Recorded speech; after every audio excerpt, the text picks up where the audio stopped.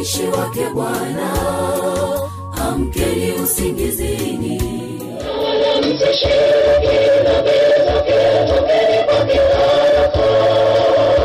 Sauti yake Bwana yaleta ukombozi. Kimbia toka Babeli, Babeli, Babeli umeanguka. Maskani ya Mungu, Babeli umeanguka.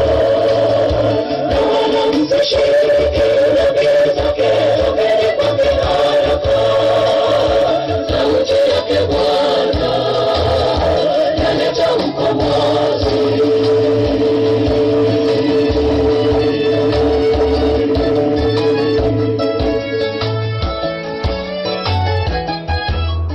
Tujenge mnara ufike mbinguni ili tujifanyie jina.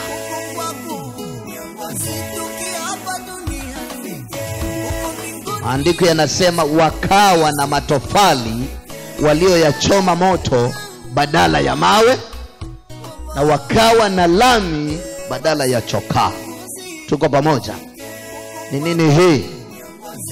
Maandiko, Biblia inataka upate ufahamu na ufunuo ya kwamba hii ndiyo mwanzo wa teknoloji. Na watermelon yani yana thamani, yani yanafanya kumwagwa buru kwenye jua, yanyeshewe hapo, yapigwe na jua hapo. What does it mean? Lakini teknolojia amejengewa magorofa, amejengewa manyumba mazuri, yamepakwa rangi, yamewekwa tiles ya vioo. Teknolojia hiyo na mashelves, unaona? Teknolojia imeabudiwa, lakini mananasi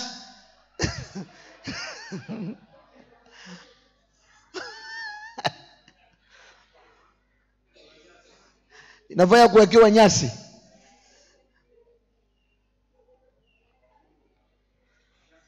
You should get that picture. Barabara zimejaa magaa. Yote ni product ya technology. Tuko pamoja? Are you getting the picture? Mwanadamu amelewa, hajalewa kwa mvinyo wa Babeli. Ni mlevi. Ni mlevi.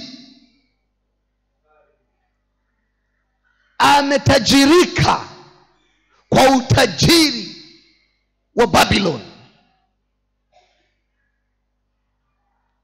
Ni technology ndio inamtajirisha. Mstari wa 4.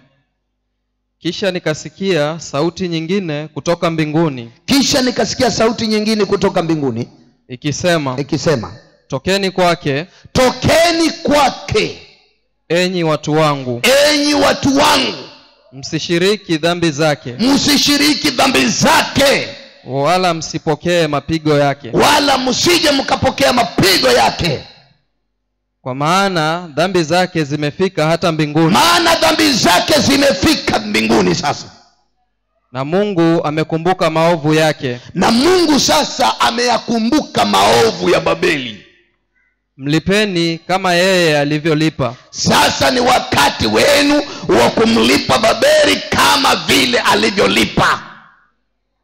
Mkamlipe mara 2 kwa kadri ya matendo yake. Mkamlipe 2 times kwa kadri ya matendo yake. Sikia. Tokeni kwake. Fanya hivi. Ujumbe ndio huo. This is the point now. Anza kujitayarisha kutoka Babeli. Anza kujitayarisha kuachana na vitu vya kibabeli. Anza kujitayarisha kutengana na Babeli. Maana Babiloni anaanguka hivi karibuni kwa jina la Yesu. Namaanisha nini? Namaanisha anza kujiandaa kutupa simu. Anza kujiandaa kukosa kupanda magari tena. Anza kujiandaa. Nakwambia sikia hii. Na uende polisi ukawaambie Pastor Mackenzie ameanza mapya. Anasema tutupe simu.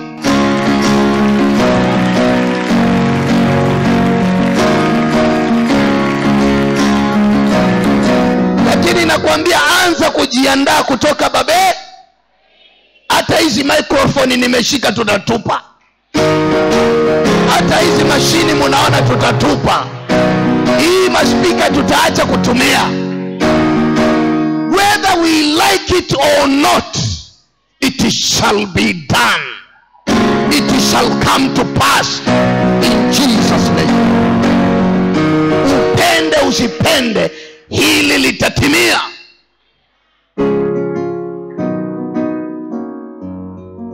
Maana Bwana ametayarisha njia ya kuwatoa watu wake Babeli. Watoke kati yake. Watoke kwa technology. Wamwangalie Yesu peke yake. Wamtumainie yeye 100%. Wangoje kutoka kwake. Waache kununua na kuuza. Hallelujah. Whether you like it, na kuambia microchip ndio hiyo inaingia. Na kasimu utatupa. Maana kama hutaki kutupa utaingizwa microchip. Na ukiingizwa tu wewe ni wa jehanamu. Sasa upende usipende simu utatu. Hata ukinikasirikia hata ukienda kuniripoti polisi simu utatu. It is unless ya hutaki kuenda mbinguni. Haja yako ni kuenda jehanamu. Ndio utawekwa microchip. Tupende tusipende hii stima haitalipika bila microchip. Kwa hivyo hivi vitu vyote tutaweka ni junk. Tutatupa. Sasa tutabaki na mdomo kama Elia. Tutabaki na mdomo kama Jeremiah. Tutabaki na mdomo mtupu kama Isaya. Tutabaki na mdomo mtupu kama Yoheli. Tutabaki na mdomo mtupu kama Yesu mwenyewe. Maana I tell you, it shall come to pass in Jesus' name.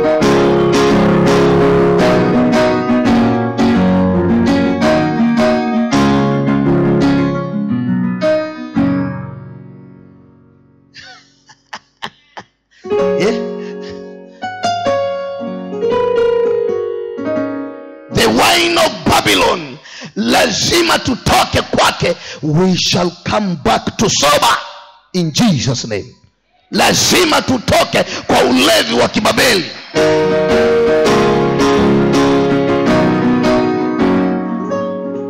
Lakini shukuru Mungu, mengi umefanikiwa kuacha. Mengi umefanikiwa kuacha. Madawa Babeli umeacha. Yote ni Babeli hile. Tuko pamoja? Marembo ni Babeli yote ile umeacha. Tuko pamoja? Elimu ni Babeli yote ile umeacha. You are, at least umepiga hatua. Sasa umebakisha kutupa kasimu.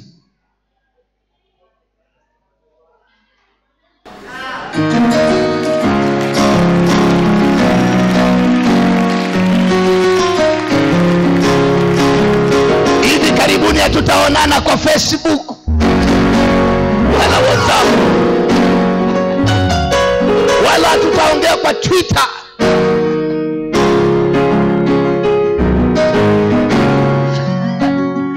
Tokeni kati yao mkatengwe nao, asema Bwana wa mabwana.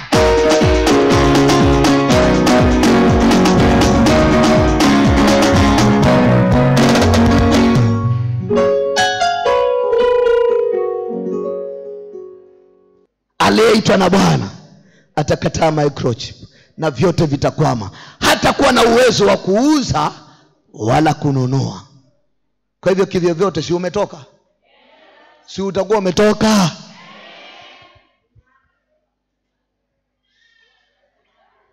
Lakini jambo la kusikitisha ni ya kwamba Bwana ananifunulia akinionyesha wengi wataogopa. Wataingiwa na roho ya hofu na kujiuliza, sasa kama sitaweza kuuza na kununua, sasa nitaishi vipi? Sasa si tutakufa na njaa. Uoga ule na kuona waliokataa microchip wakiuawa, watatetemeka na watakubali wamwache Yesu, waende wawekwe microchip ili wapate kuwa na amani. Hicho ndicho Bwana anafunua sasa. Hofu itamuua mwanadamu. Uoga wa maisha utamuua mwanadamu. Hebu endelea. Tuanze mstari wa 6. Mlipeni kama yeye alivyolipa. Mlipeni kama yeye alivyolipa. Mkamlipe mara 2 kwa kadri ya matendo yake. Ndio. Katika kikombe kile alichokichanganyisha, mchanganyishieni maradufu. Ndio.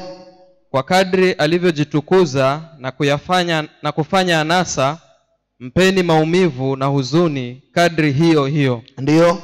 Kwa kuwa usema moyoni mwake, nimeketi malkia wala si mjane. Nimeketi malkia wala si mjane. Ameketi wapi? Baharini. Malkia wa bahari ameketi wapi? Baharini. Akisema ya kwamba nimeketi malkia wala si mjane, atalipwa karibuni. Wala sitaona huzuni kamwe. Kwa sababu hiyo mapigo yake yatakuja katika siku moja, mauti na huzuni na njaa, naye atateketezwa kabisa kwa moto. Kwa maana Bwana Mungu aliyemhukumu ni mwenye nguvu. Mstari wa 9. Ndio. Na hao wafalme wa nchi waliozini naye na hao wafalme wa nchi waliozini naye na kufanya anasa pamoja naye, watalia na kuomboleza. Watalia na kumuombolezea. Wauonapo moshi wa kuungua kwake. Wakisimama mbali kwa hofu ya maumivu yake. Wakisema, ole, ole, ole. Mji ule ulio mkuu, Babeli. Mji ule ulio na nguvu. Kwa kuwa katika saa moja hukumu yako imekuja. Mji ule ni mji gani? Ni dunia. Mahali ambapo amewanda kazi zake, mahali ambapo amejitanda yule roho wa Babeli. Mji ule hukumu imekaribia.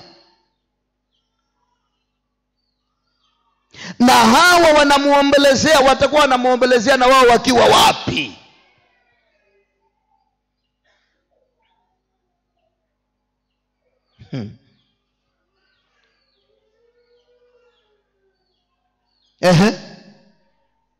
Mstari wa 11.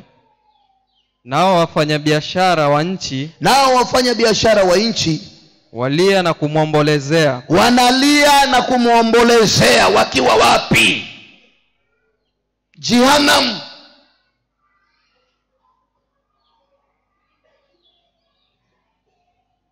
Maana hukumu yake imekuja kwa saa moja. Walimtegemea, alijisifu ya kwamba yeye hawezi kugusika, yeye ndiye kingi, yeye ndiye komesha.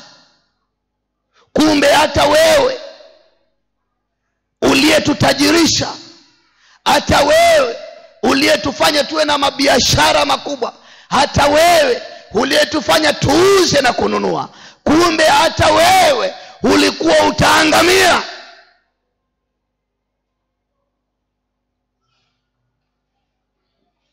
Hallelujah. Hallelujah. Na hii ni brackets, ndio anaitwa shetani.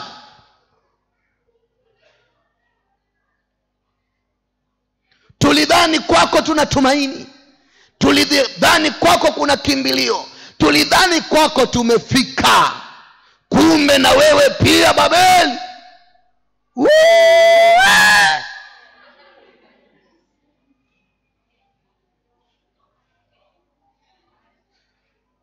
Haleluya. Watasimama kwa mbali wakimtazama na wakimuombolezea. Teknolojia ameanguka, amezama.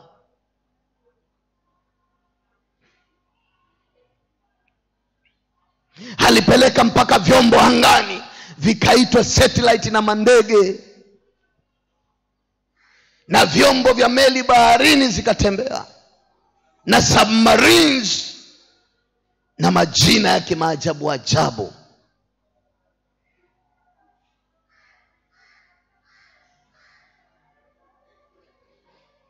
Haleluya. Tuko pamoja. Watamuombolezea, maana walimuona hakuna mwingine isipokuwa ni yeye tu. Tuendelea hapo 11. Kwa sababu hapana mtu anunuaye bidhaa yao tena. Maana hakuna mtu anunuaye bidhaa yao tena. Bidhaa ya dhahabu na fedha na kito chenye thamani na lulu na kitani nzuri na nguo ya rangi ya zambarau na hariri na nguo nyekundu na kila mti wa udi na kila chombo cha pembe na kila chombo cha mti wa thamani nyingi na cha shaba na cha chuma na cha marimari na mdalasini na iliki na uvumba na marhamu na ubani na mvinyo na mafuta ya mizeituni na unga mzuri na ngano na ng'ombe na kondoo na farasi na magari na miili na magari yametajwa haya, na miili na roho za wanadamu. Na roho za wanadamu. Kumbe hata miili iliuzwa na roho za watu pia ziliuzwa, lipigwa biashara. Biashara hii inayoendelea itakoma na saa moja kwa jina la Yesu.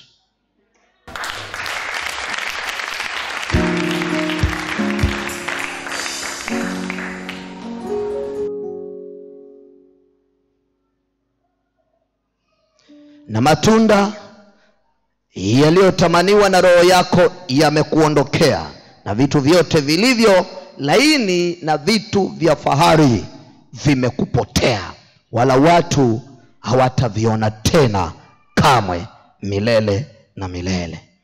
Na wafanya biashara ya vitu hivyo waliopata mali kwake wakasimama mbali kwa hofu ya maumivu yako, kwa hofu ya maumivu yako, wakilia na kuomboleza wakisema, ole ole mji ule mkuu, dunia imeisha, uliovikwa kitani nzuri na nguo ya rangi ya zambarau na nguo nyekundu na kupambwa kwa dhahabu na kito cha thamani na lulu, kwa kuwa katika saa moja utajiri mwingi namna hii umekuwa ukiwa.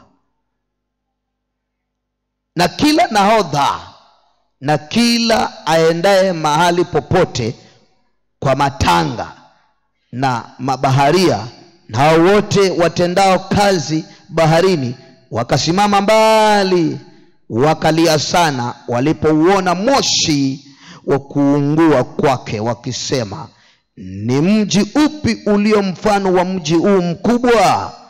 Wakatupa mavumbi juu ya vichwa vyao wakalia, wakitokwa na machozi na kuomboleza wakisema, ole ole mji ule ulio mkuu, ambao ndani yake wote wenye merikebu baharini walipata mali na utajiri wake.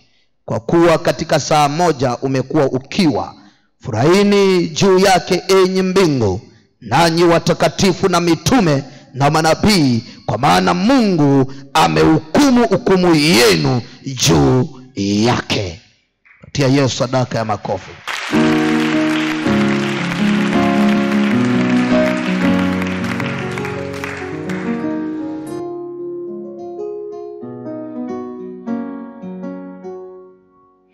Malaika mmoja mwenye nguvu akainua jiwe, kama jiwe kubwa la kusagia, akalitupa katika bahari, akisema, kama hivi kwa nguvu nyingi utatupwa Babeli, mji ule mkuu, wala hautaonekana tena kabisa. Kama hivi utatupwa, yaani kumaanisha dunia, yaani dunia, waovu watatupwa kama hivyo. Bahari ile inasimamia jehanamu. Haleluya, tuko pamoja. Wala sauti ya wapiga vinanda na ya wapiga zomari na ya wapiga filimbi na ya wapiga baragumu haitasikiwa ndani yako tena kabisa. Wala fundi awaye yote kwa kazi yoyote hataonekana ndani yako tena kabisa. Wala sauti ya jiwe la kusagia haitasikiwa ndani yako tena kabisa. Wala nuru ya taa haitamulika ndani yako tena kabisa. Wala sauti ya bwana harusi na bibi harusi haitasikiwa ndani yako tena kabisa. Maana hao wafanya biashara wako walikuwa wakuu wa nchi, kwa kuwa mataifa yote walidanganywa kwa uchawi wako. Haya, si nimewaambia technology is witchcraft. Haya, hao wafanya biashara wa nchi walidanganyika kwa uchawi wa Shetani. Yuko hatarini. Haleluya. Walidanganyika kwa uchawi wako. Na ndani yake ilionekana damu ya manabii. Uliwaua manabii na watakatifu, maana watawachinja wenye haki kwa sababu wamekataa microchip. Watawaua na kumwaga damu na ya watakatifu na ya wale wote waliouawa juu ya nchi. Patia Yesu sadaka ya makofi. Lakini andiko linatuambia hapo mstari wa 20, nasema, furahini juu yake enyi mbingu, nanyi watakatifu na mitume na manabii, kwa maana Mungu amehukumu hukumu yenu juu yake Babeli. Patia Yesu sadaka ya makofi.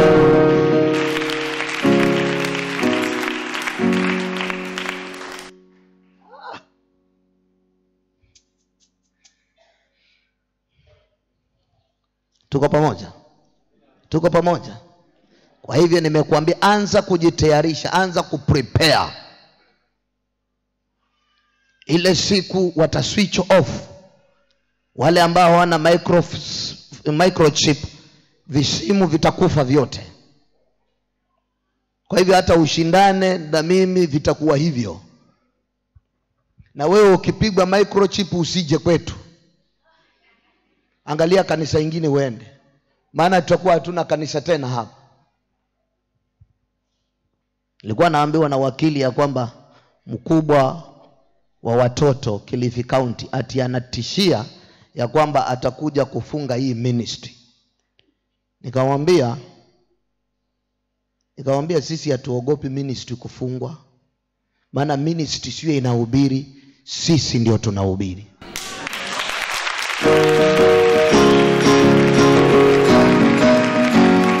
Kwa hivyo wasidhania kwamba watatutisha na vikaratasi. Sisi ni zaidi ya vikaratasi. Sisi ni zaidi ya sheria.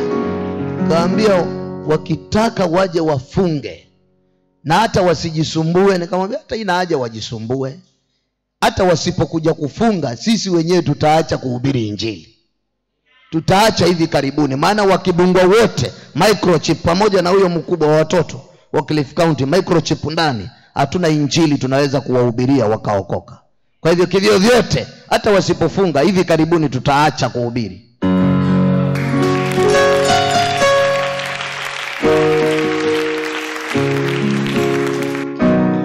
Kwa hivyo itafungwa na Mungu automatic. Neema ya injili itapotea. Neema ya injili inakuja kufika mwisho. shika sana ulichokipokea, maana siku zinakuja utakuwa mahali ulipo peke yako. Tutakimbiana kama vile wanafunzi wa Yesu alipokamatwa walivyokimbiana. Ni vizuri kuongea ukweli.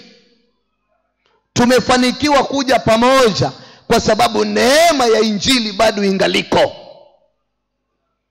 Lakini wakati unapokuja kufikia ya kwamba microchip ndio uweze kuuza na kununua, kila mtu utatafuta pa kwenda. Nataka nikwambie wewe ambao uko kwa nyumba ya kukodisha, upende usipende utaingia msituni, maana utailipa na nini?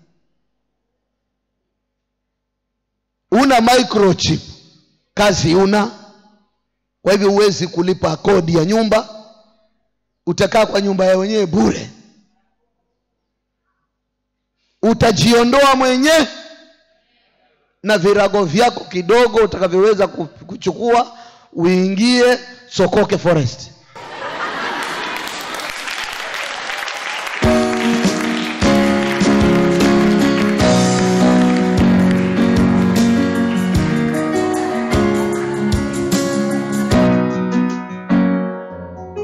Philippines kimeanza, wanashinda msituni, wanakuja usiku wanalala, alafu wanarauka.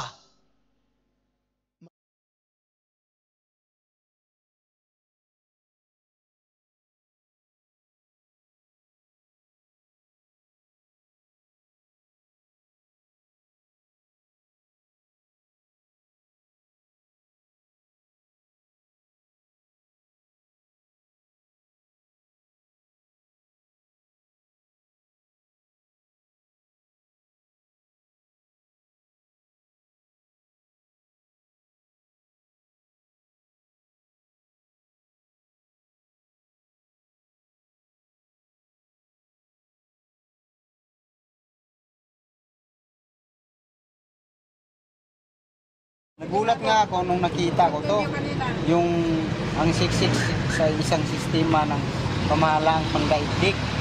Doon talaga sa amin, nangyayari na talaga to, 666. Yung mga tao, nasa baba, nagsigakyatan niya sa bundok, gawa ng hinahabol kami ng mga yung mga simbolo na nga ganito, mga 666. Lahat ng mga tao yan, bawat mahuhuli, meron silang tinatatak na parang bigas lang siya kaliit. Tapos sa loob doon talaga, makikita mo talaga yung simbolo.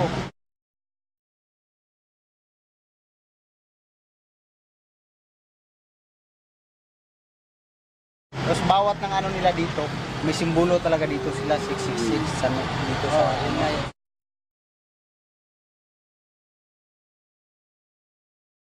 Kaya simula noon, lahat ng mga tao doon sa amin, nagsigakyatan sa bundok, yung iba lumuwas na rito. Taga saan po kayo, kuya? Yung talaga namin Negros, Cebu. Sa Negros, yung probinsya ko. Yung asawa ko taga Cebu. Doon kami nagkita-kita sa Cebu, gawa ng nagtrabaho ako ng bikir, panadero. Doon kami nagkita-kita. Yung sa ibang mga tao na kagaya niya, wala pang kaalaman sa ganito. Sa ngayon pa lang, masasabi ko talaga itong simbolo na to ay totoo talaga. Once na natataka na kayo rito, ang ibig sabihin yan, mamayari na kayo sa sa tawag nito, yung sa kanila. Sabi mo, kuya, yung 666 nakalagay mismo dun sa nakalagay mismo sa maliit na parang bigas. Nakalagay mismo talaga. siya. Dito na sa tapos once na iturok to sa'yo, naturok na sa'yo, no? Oo. Tapos pag turok sa'yo, dito lalagyan ka pa dito. Simbolo talaga, 666. So meron tao mga nakalagay na sa noo? Itim. Itim. Kaya yung iba, yung parang tato. Malaki. Ganyan, magtakbuhan kami, no? Kitang-kita po. Once na mahuli na yan, 666 yun, yung parang wala ka ng malay. Once na natatakan ka na. Kasi ka na nila, kumbaga pag sa ka na, hinawakan na nilang yung compute sa'yo eh. Kung bawat yung iutos nilang masama sa'yo, ginagawa mo.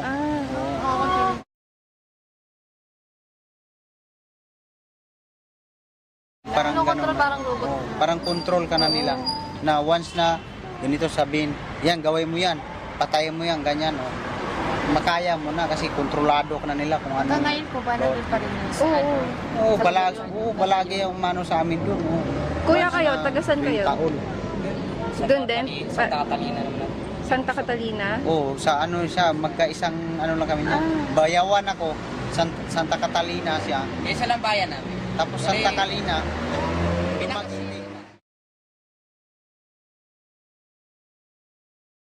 Kasi nausap talaga sa amin yan. Kasi sa amin live yun eh. Live talaga yun. Alas 6 pa lang ng ano, umaga. Ay, hapon. Ano yun? Ano yun? Sobrang takot na. Nagtatago kami. Sarado na yung bahay. No? Wala ka rin magawa. Siyempre, marami sila, di ba? Lalo na kung sila. napasok po ba yung bahay? O, siyempre naman. Hindi talaga, ano talaga yun? Bali, kunyari, yung bahay mo. O, pasalamat ka, yung bahay mo, talagang simentado. Hindi mabubuksan. Lalo na kung ano, yung bakal, yung pinto, yan. Hindi ka mapapasok. Paano po pag hindi ka nagpalagay? Eh, alam mo na kung anong kalalagyan sa'yo. Oo. Ano po? Siyempre, alam mo na kung ano ibig sabihin ng may kalalagyan ka. So papatayin? Papatayin ka. Papatayin. Kuya, kailan pa nag-start to? Tagal na. Nag-edad ako nun, 7 years old pa lang. 7? Tagal na kaya yan sa amin. Matagal na to nangyayari sa amin. O ilan taon Sino na ako. Paminsan bawat presidente? taon. Yung presidente, Sino si presidente? ano, si Irap. Si Era pa lang. Si Irap pa lang. Hirap pa lang ba yun? Si Irap pa lang yun. Alam ko, Ramos.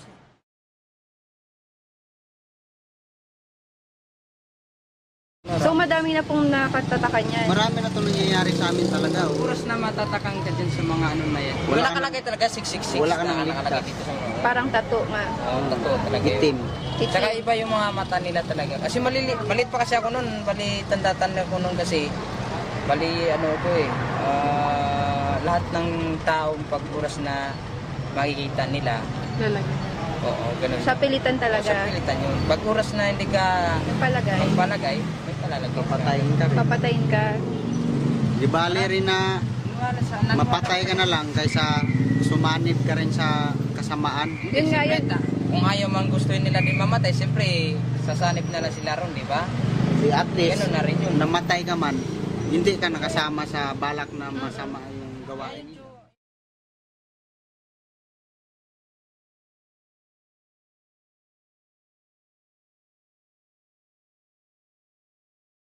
Bundok na rin kami nanirahan. Kasi nauso talaga sa amin yan.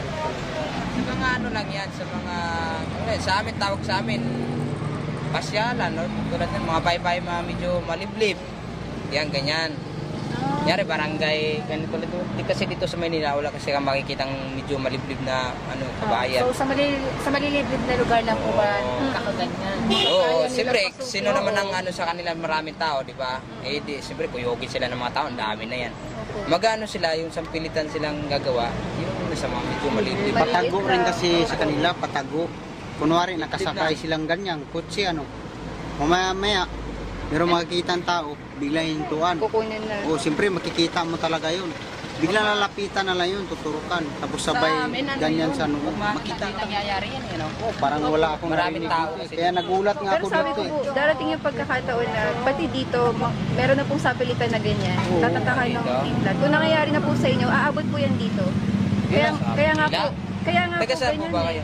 Dito lang po kami, Quezon City. Kaya nga po, pinagawa na sa amin to para yung tao, ma-warningan na sila na alam nila yung tungkol dyan, yun nga, yung sa microchip na yan. Paano kung hindi naman sa ganun sumuway ako, paano kung sa pilitan gagawin sa iyan? May papalag ka ba? Siyempre sila mayroong mga dala. Mas maganda na kung mamatay ka kasi gumawa ka ng kasalanan. Kasi pag dating sa paghuhukom kay God, kasalanan pa rin yung ginawa mo. Hindi, ganito na lang po yan. Basta ay ano nyo na lang talagang kay Jesu Cristo. Sigaw na lang yung pangalan ni Jesu Katoliko kayo? Cristo. Hindi po. Walang reliyon. Basta sinasampalatayaan namin sa Jesu Cristo. Yun lang po. Kasi Pangalan lang niya. kasi sa kasi yung pero sa akin hindi pa nangyari sa akin na mga ganyan. Pero ganyan ganito talaga, naniwala ako yan. Hindi ako sa lahi namin, hindi pa natatakan ng ganyan. At least parang patotoo lang po ito dito sa Quezon City, sa Maynila, na nangyayari po. Kasi nangyari na sa inyo. Sabagay, kasi nangyari sa amin yan, hanggang dito mangyari. Opo, mangyari talaga yan. Katatagalan yan. Opo. Sa Amerika, ginagamit yan, tagpapatatak sila para lang sa ospital. Kunyari, wala ka nang bibigay ng mga papeles. Yun na lang, oo. Hindi yun sa pilitan parang kusa yun. And hindi nila alam yung kapalit nun, masama pala.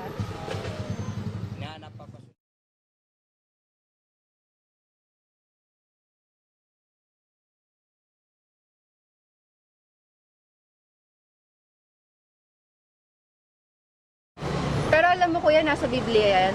Nasa Bible yan. Siyempre naman. Na, At naman, makikita mo dun lahat. Tama ka dun. Makikita. Kasi siyempre sa lahat ng ginagawang Bible, lahat yun ang doon. Amen. Salita yun ng Diyos di ba? Pinaunan na niya yun para paalalahanan yung mga tao sa mga mangyayari. Para maging handa yung mga tao. Oo. Sino naman di maniniwala sa Biblia? Sabi na natin kung di Diyos ang niya. Pero ang bali nakakatulong sa Biblia talaga yung marunong siya. Parang aral. Tama. Malalaman mo kung ano. Hindi lang aral kuya, sinasabi doon kung ano yung mangyayari. Sa Revelation, di ba? Sa Pahayag, Apokalipsis. Diba? Namin, marami akong naanoan dyan ganyan. Yung sinasabi nga naman, di totoo yan. Kasi hindi nila nakikita. Talaga yan, nakita ko talaga sa dalawang mata ko na ganyan talaga. May tatak talaga sila sa noo. Ano yun? 3-6 yun. 666 talaga. 3-6 yun nakalagay dito. Parang tato na nilalagay nila. Tato. Hindi namin akalain na literal pala, no? Akala namin Nakita parang ko nga ano to lang Sabi ko, simbolo ng 666, nangyari na to sa amin. Kaya nga sinabi ko sa kanya, di ba nangyari na to sa amin? Sa atin, sabi ko sa kanya. Hindi, ngayon ko pa lang nakita to. Simulan pagka, yung lumaki na. Ngayon na lang ulit. Ngayon lang ulit kasi. Nagulat na nga ako. Darating na po kasi yung pagkakataon talaga na pati dito sa Maynila po. So ganito kuya, diba nakasaad yan? Alam mo po babalik na si Yeso Cristo. Nangyayari na yung mga yan. Alam niyo po, yung nangyayari niya patunay kayo. Nakasaad yan sa Biblia po. Na pag nangyayari na yung mga yan, sabihin malapit na yung pagdating niya. Na ano niyo po yun? Nabasa niyo na yun? Ikaw kuya? Yan. Nabasa mo na yun? Babalik si Yeso Cristo dito? Yan, hindi ko pa na. Hindi mo pa na Pag siya bumalik dito, yung mga corrupt na ngayon na nangyari, di ba yung corrupt yung mga gobyerno natin corrupt, masasama yung mga tao, di ba? Pag siya na yung namuno dito, lahat yan tanggal na. Wala na. So, ano yung mas gugustuhin natin na pamumuhay? Di ba mas gugustuhin na natin yon? Yung ganyung pamumuhay na okay na lahat. Hindi na kayo maghihirap ganito, di ba? Oo. So, ganun, alam natin na babalik na siya. Ano yung dapat nating paghahanda na gawin ngayon habang nag-aantay tayo sa pagbabalik niya? Inaasam natin yung buhay na mas maganda. Ano yung sa tingin yung dapat nating gawin habang inaantay pa natin yung ganyung mas magandang buhay? Siyempre, pag-iingat na lang yun. Ingat ka, tsaka dadasal, di ba? Ganun na lang. Para mas malapit tayo sa kanya, di ba? Yung mga kasalanan natin, dapat ihingi na natin ng tawad. Kasi darating na siya di ba? Nakaya naman kung pinagbayaran na nga niya yung mga kasalanan natin So, kahit pinagbayaran na niya, importante, basta may magagawa tayo, lagi pa rin tayong hihingi ng tawad. Tsaka gaya nga nasabi ni Ate Lenita noon, di ba? Paggising, pagtulog, dasal agad. Yun lang po. Wala po kuya tong relihiyon, walang simbahan. Pinag-uusapan lang natin dito si Yeso Cristo, yung pagdating niya at yung pamumuno niya dito nang wala ng kasamaan. Na yun yung hindi alam ng karamihan ng tao. Akala ng tao pag namatay na, tapos na, ganun. Hindi alam ng tao yung kahirapan dito may katapusan. Diba? So yun po, kaya kami dinadala sa inyo para ibigay sa inyo yung ganung pag-asa na hindi lang po ganyan yung buhay nyo, may buhay na mas maganda na nag-aantay kay Yeso Cristo. Yun po. Okay po tayo doon. Kuya. Salamat po, salamat. Salamat kuya. Kuya, ano pong pangalan nyo? Marvin. Kuya Marvin. Si Ate Lenita. Hi. At si Kuya Ruel. Hello. Salamat po.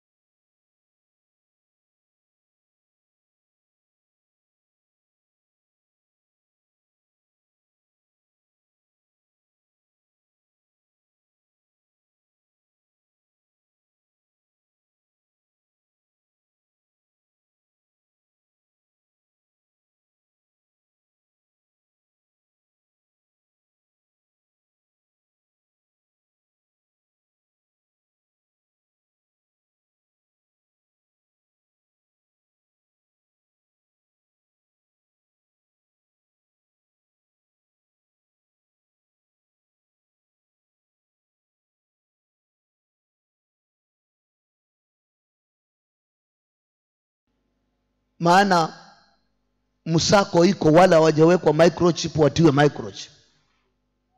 Kwa hivyo wanashinda mistuni, wamejificha. Mvua ikinyesha ni makatasi ya nylon ama kujificha kwenye mapango ya miti na mawe. Na hiyo ndiyo iliyotabiriwa na maandiko. Yule joka alifunua kinywa, akatoa maji mengi kwa kinywa chake. Ilikuwa ni nini hiyo? Ni ule mvinyo wa Babeli, ule mvinyo wa washarati wake, ule mvinyo wa teknoloji, ili amgarikishe yule mama aliyezaa yule mtoto. Aligarikishe kanisa la Yesu, aliangamize kanisa la Yesu. Lakini maandiko yanasema wakati alipofungua kinywa na kumimina yale maji, yakawa mto wa kumfunika na kumgarikisha yule mwanamke, nguvu zilitoka mbinguni zikamuinua yule mwanamke, zikampeleka nyikani.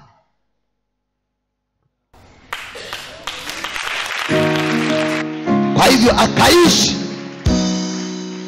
wale wateule wakaishi bila kuuza na kununua, bila kumtegemea Babeli, bila kumsujudia Babeli. Wakaishi wakitegemea Mungu 100%.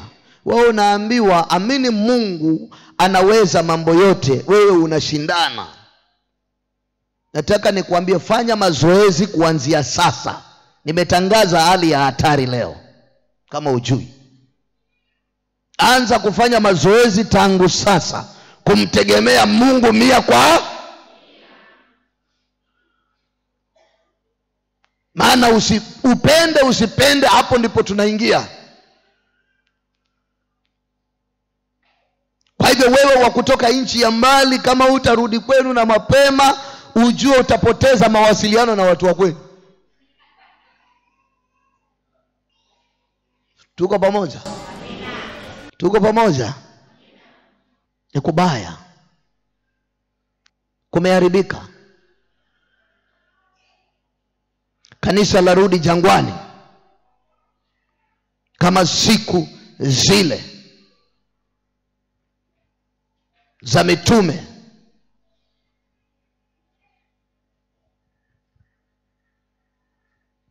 Wakitoroka kuuawa, tunarudi huko. Vaa kanguo kasafi saa hii, lakini ujue ukienda msituni hakuna sabuni ya kufua. Wewe jifurahisha tu saa hii, lakini nataka nikwambie ako kanaema kanakuja kuisha hivi karibuni. Katapita. Ukicheza mtatafutana wewe na watoto wako, amjulikane, mara ni kamsitu haka, kesho kamsitu kale.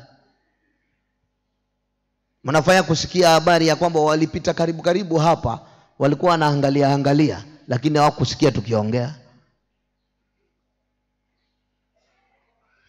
Yaani kumbe hata hizi nyumba pia tutazitoroka. Maana ukishinda hapo, yule wa kwanza kuenda kushtaki ya kwamba uko hapo na una microchip ni jirani yako. Tuko pamoja? Magari unayoyaona, huo ni mvinyo wa Babeli. Kila chombo kilichoundwa kupitia kwa teknoloji ni mvinyo wa teknoloji. Na wafanyi biashara wa dunia wametajirika kwa hayo. Haleluya. Haleluya. Nataka nikuambie, wahubiri watadungwa microchip hata utaamini wewe. Maana wanahubiri prosperity, na microchip is for prosperity. Hebu fungua Ezekia 27, tutamalizia na hicho kitabu. Ezekiel 27 kuanzia 33 to 36. Hebu tusome hapo.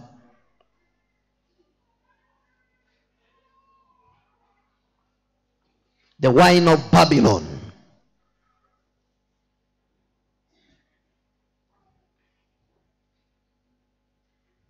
Babeli, ulidanganya watu kwa sababu ya uchawi wako. Bwana ametuamuru tutoke kati yako, na tutatoka tu. Lakini nilikwambia hicho kipindi ndicho kinaitwa persecution. Persecution of the church. Wakati kanisa ama wateule wanakataa microchip, ni wakati watakuwa wanateswa, kuuawa. Maandiko yanasema aliyeandikiwa kwenda gerezani ataenda gerezani.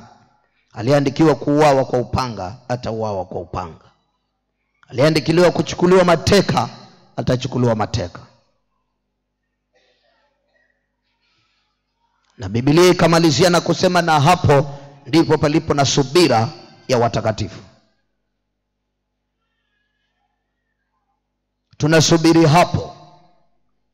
Lakini katikati ya kujificha na wao, na katikati ya kuuawa na kuwekwa magerezani na kuchukuliwa mateka, ni kwa muda ulioamuriwa, ni kwa muda uliowekwa na Bwana.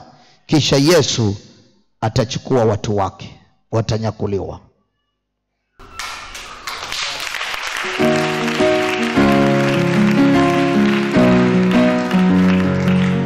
Kisha hukumu ile haitakuja kabla hajatuma dhiki kuu. Kwanza awanyoroshe au walikubali kuipokea chapa na kumsujudia yule mnyama. Atawapiga kwa mapigo ya uchungu yasiyokuwa na mfano wake tangu kuumbwa kwa ulimwengu huu na dunia hii. Nasema dhiki hile itakuwa ni ya kwanza na ya mwisho itakayowapata wanadamu wote waliomsujudia yule mnyama na kumwabudu na kuipokea chapa yake ya 666.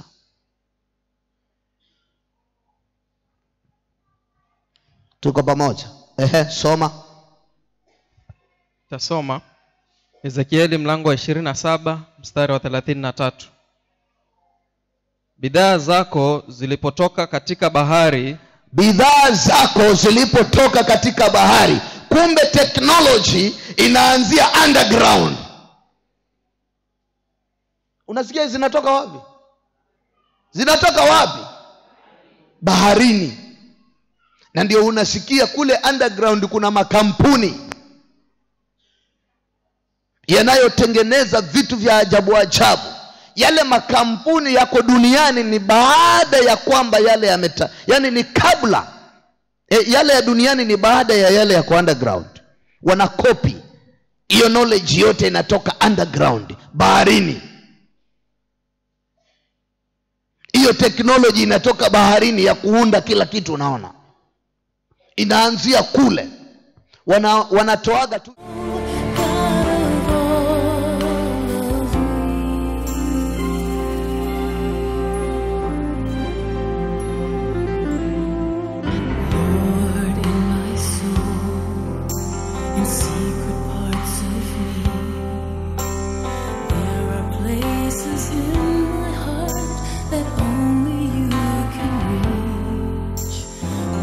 Shines my hope, then the morning light. Deeper is my stain of sin than any dark of night. Father who rules all of earth and sea, reign over dreams that I dare not see. Lord God of all, be God of these, rule every kingdom.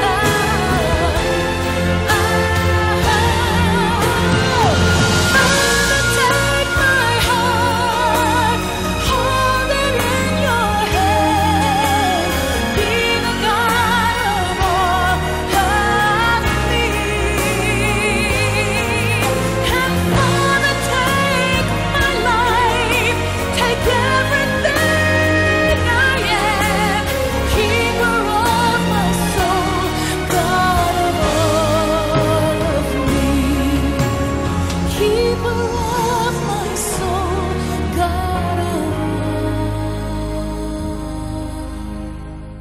Doses kidogo kidogo, kidogo kidogo, kidogo kidogo.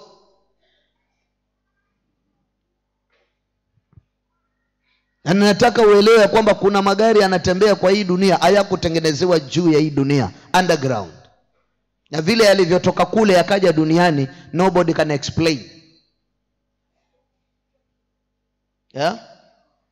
Yeah. You cannot explain. Lakini ikifika juu, chombo kinaandikwa made in China, made in Japan. Tuko pamoja?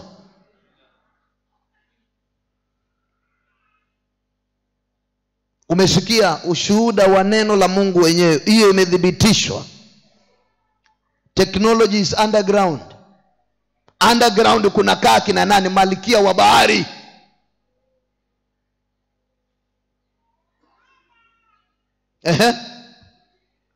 Tarudia hapo 33. Bidhaa zako zilipotoka katika bahari, bidhaa zako zilipotoka katika bahari, uliwajaza watu wa kabila nyingi. Uliwajaza watu wa kabila nyingi. Uliwatajirisha wafalme wa dunia. Ukawatajirisha wafalme wa dunia. Lakini bidhaa zimetoka wapi?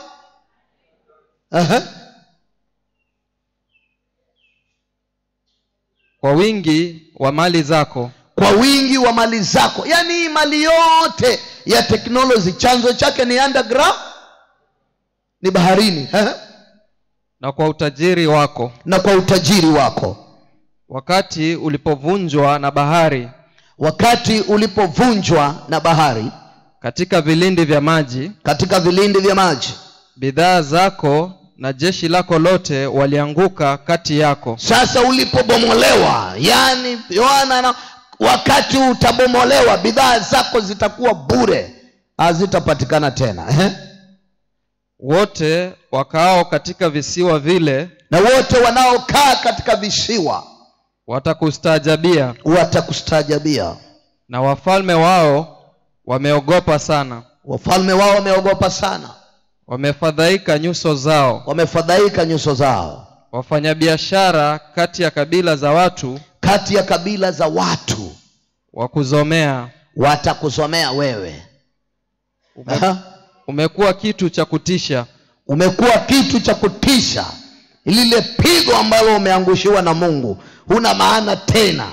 Ufai tena. Hakuna kitu unaweza fanya tena Babeli. Performance umeisha. Umesambaratika. Mwisho wako ni microchip wewe. Tumekutaimu hapo kwa jina la Yesu. Wala hutakuwapo tena milele. Wala hutakuwepo tena milele. Patia Yesu sadaka ya makofi.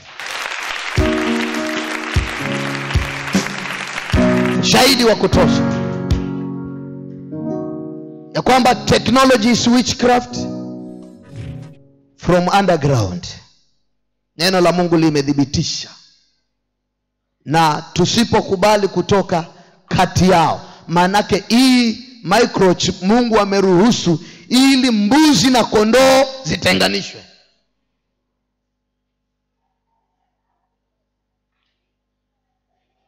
Na ukikataa upokee microchip, wewe utaangamizwa pamoja na Babeli. Yeye anasema tokeni kwake enyi watu wangu. Maana namsaga huyu, namsaga. Hallelujah. Tuko pamoja. Ukisoma vitabu vingine kama Yeremia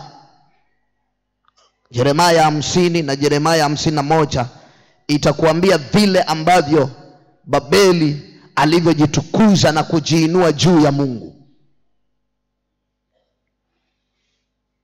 Hivyo ndivyo teknoloji imefanya. Na ndio wanaongea habari ya Vision 2030. Na kama ile ya Babeli haikufika mbinguni, Sasa basi tuone kama hii itafika Vision 2030.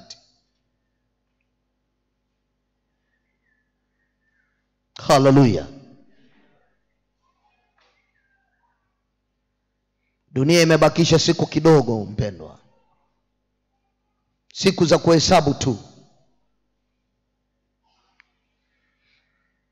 Bidhaa zake zimeonekana kuwa ni tamu. Na nikaambia watu wa Nairobi ya kwamba wakati ule utamu wa teknoloji, utamu wa dunia unapozidi kuongezeka, uko ndiko kuisha kwa dunia. Vile unazidi kukolea utamu, huko ndiko kuisha kwa dunia. Kaambia ilikuwa haiishi kwa kutapasuka pasuka kama matambara ama ibomoke bomoke. Ilikuwa itazidi kurembeka. Shetani ameachilia uzuri wake wote kwa mwanadamu. Inazidi kurembeka kuwa nzuri, ya kupendeza, yenye kuvutia. Ooh, RFID microchip underneath my skin. Well, that doesn't sound biblical.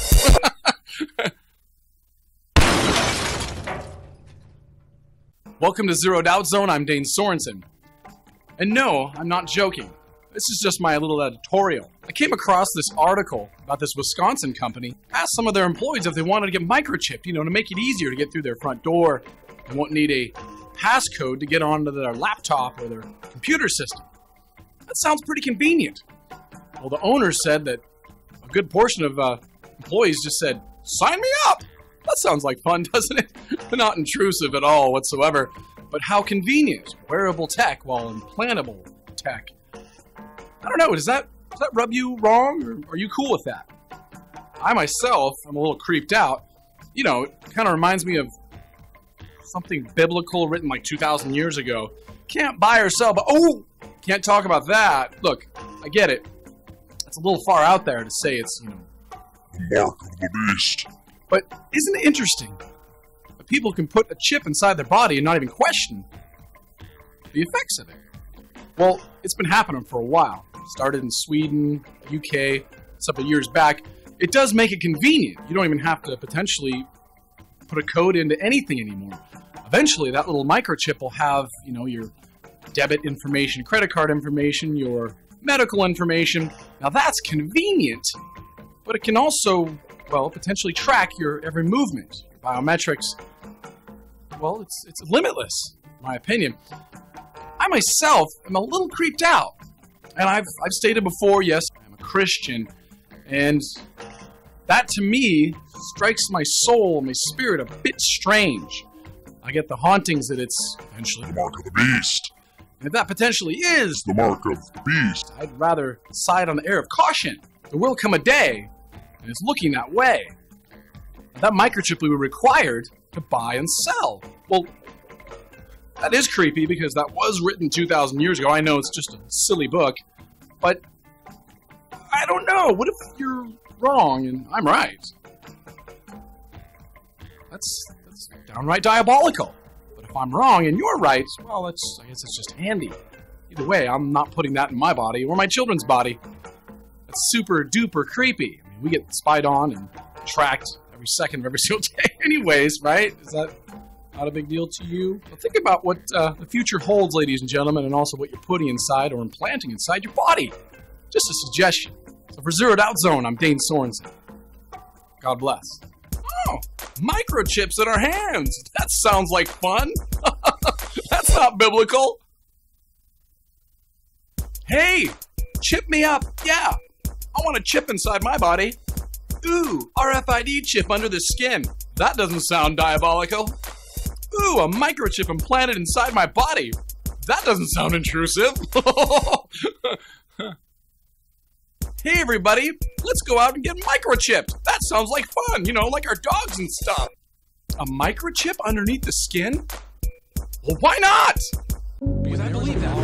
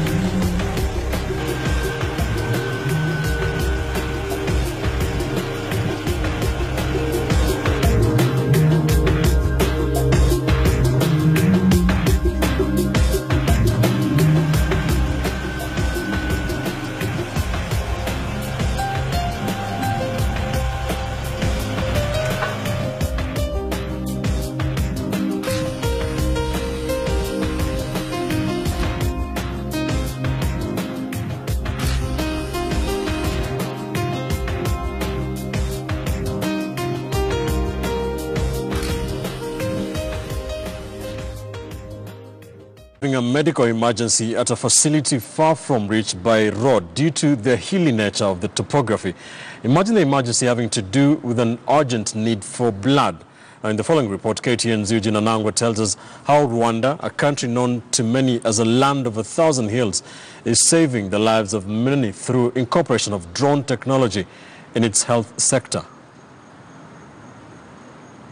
Rwanda has not been left behind as far as matters using the drone technology is concerned. Of course, these are some of those things that we could see only in movies. But today, here in Rwanda, they are being used for various purposes, including saving lives. As far as distribution of medical supplies is concerned, we'll hear and see a lot of that in the program. Rwanda is known to many as the land of 1,000 hills, and the topography in many instances makes it difficult to access some of the most remote areas when it comes to distribution of medical supplies, especially when they are urgently needed. I can imagine a hospital like Muhororo, which to get provision of blood would do 5 hours, 2 ways, one way and the return way, 5 hours. However, today, thanks to the incorporation of the drone technology in Rwanda's health sector, many lives are being saved. You can be operating on a mother giving birth, and then in 20 minutes, you will just call and the drone will be saving you the blood. And that's just one impact. To save a life, time is very, very important. The Rwandan government, through Zipline, has achieved over 300,000 kilometers of aerial deliveries across 5,000 flights that have provided over 7,000 units of blood to healthcare services. And here is how it works. A doctor sends the hospital's order by text or phone call to the medical warehouse. Once the order is received, somebody at the medical warehouse packages it. Once packed into the drone, it's launched, and it flies automatically out to the clinic through an already calculated path. The clinic will then receive a text message alerting them to get ready to receive the package. The drone then drops the package. Someone from the clinic picks it. In the meantime, the drone stands around and heads back to the medical warehouse to make other deliveries. There is no ambition bigger in Rwanda. In Rwanda, only the limit is the sky.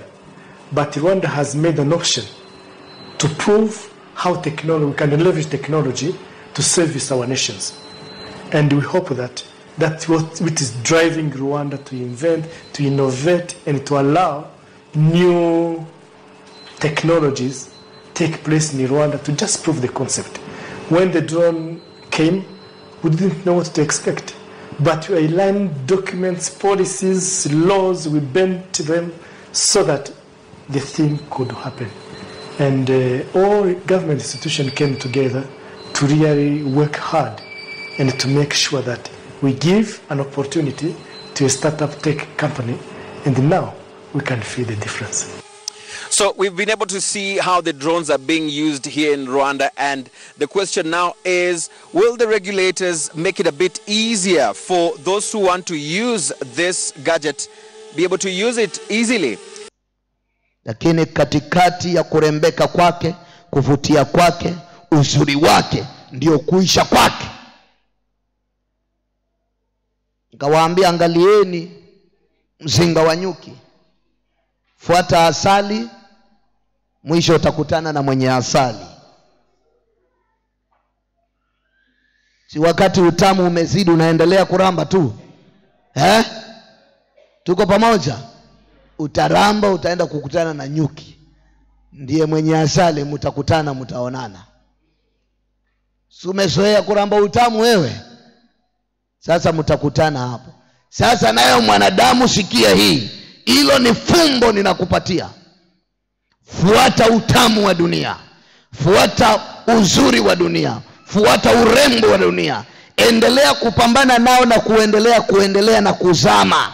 Ukiendelea kula matunda ya dunia, utakutana na mwenye matunda hayo ya dunia.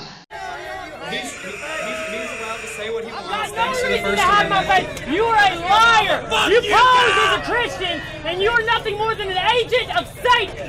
You are the pit of hell. You are leading people to hell. It's almost like that Christian persecution doesn't exist. I mean, Hail Satan! Hail Satan!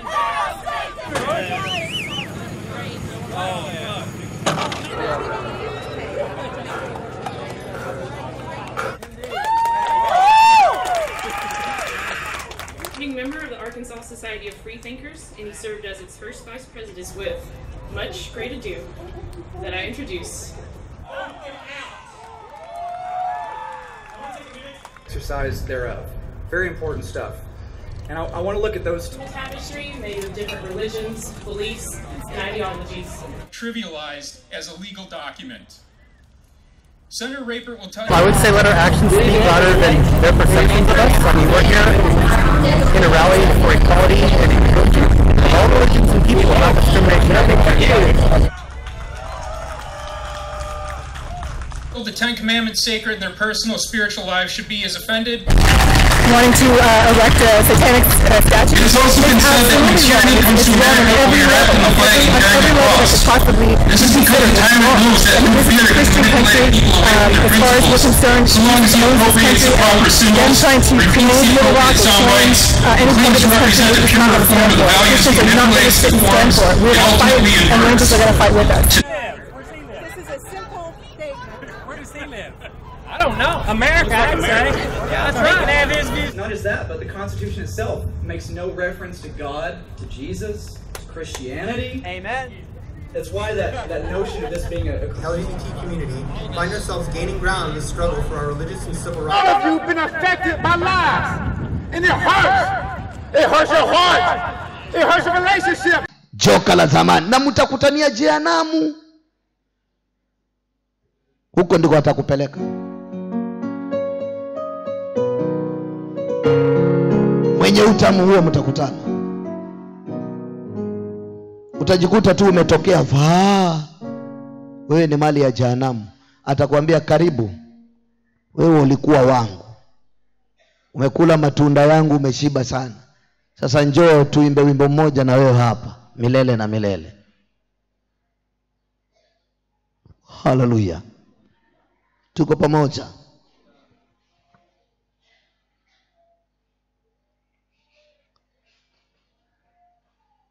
Inakuelea? Inakuelea? My friend, hakuna mchezo hapa. Hapa hakuna mchezo. Wakati utafikia uwindwe, utiwe microchip, hata wewe bwana wako mtakimbiana. Mtakimbiana kabisa. Kila mtu kivyake. Na wewe bado ambao unachumbia, fanya haraka. Fanya haraka. Maana karibuni mtakimbiana sasa hivi.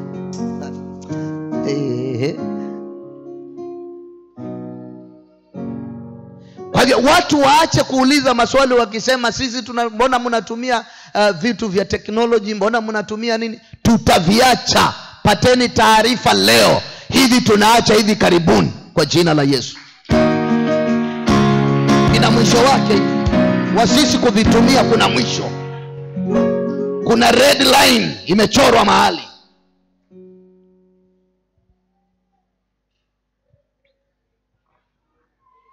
Wacha kushinda ukikasirika kwa sababu unaniona nikikuhubiria kwa Times TV, unaanza kujamu, unatukana. Hivi karibuni hutaniona hapo. Kazi itakuwa imekwisha hiyo. Kwa hivyo kivyo vyote maandiko yanasema hizo siku wenye haki wataishi kwa imani. Kivyo vyote lazima imani itafanya kazi. Kivyo vyote.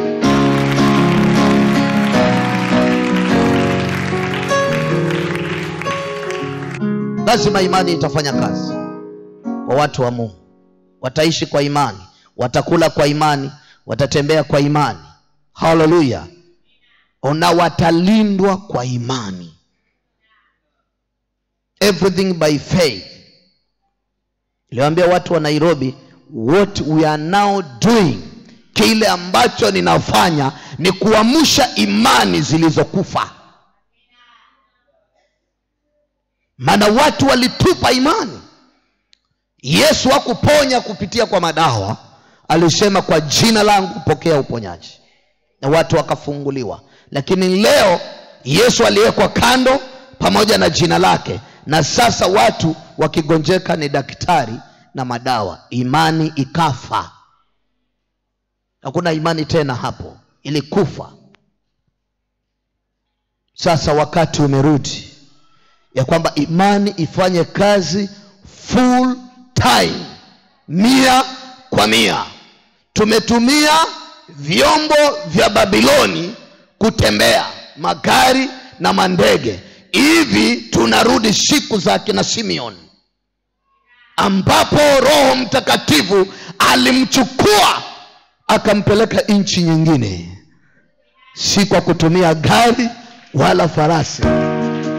Alibebwa na Roho Mtakatifu, akajikuta mahali pengine anahubiri. Haleluya! Maana ni kwa nguvu za Roho Mtakatifu tutachukuliwa mbinguni kwa jina la Yesu. Mbinguni hatuendi na ndege bwana. Mbinguni hatuendi na Jambo Jet ama Kenya Airways. Nguvu za Roho Mtakatifu. Hatuendi mbinguni na baska. Hatuendi na Simba coach. Ha, tuko pamoja. Hatuendi na saloon car. Mbinguni tunaenda kwa uwezo wa Roho Mtakatifu. Lazima imani irudi pale pale mwanzo, ndio tuweze kubebwa na gari la moto kama Elia kwenda mbinguni milele na milele. Lazima turudi pale. Upende usipende, hivyo ndivyo itakavyokuwa kwa wateule na wenye haki.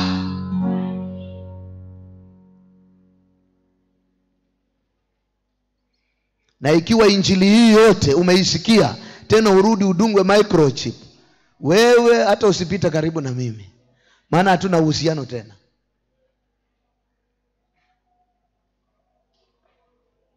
Haleluya! Tutaishi kwa imani. Imani zilizokufa zirudi kuoperate, zirudi kufanya kazi ndani ya watakatifu. Haleluya!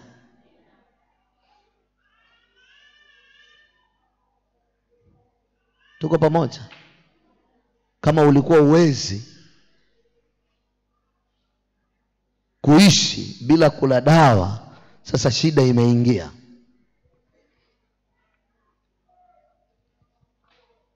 Kama ulikuwa uwezi, tunakaa wakati mgumu. Na hapa ndipo manabii wa uongo watahubiri, wakipatia wanadamu matumaini ya uongo na kuwaambia ya kwamba pamoja na microchip msidanganywe, kuna msamaha. Watajitengenezea Biblia zao wenyewe zitakazosema yale wanayoyataka. Manabii wa uongo watainuka, na tayari wameinuka. Wanaambia watu chapa ya 66 itakuja wakati kanisa limeondoka.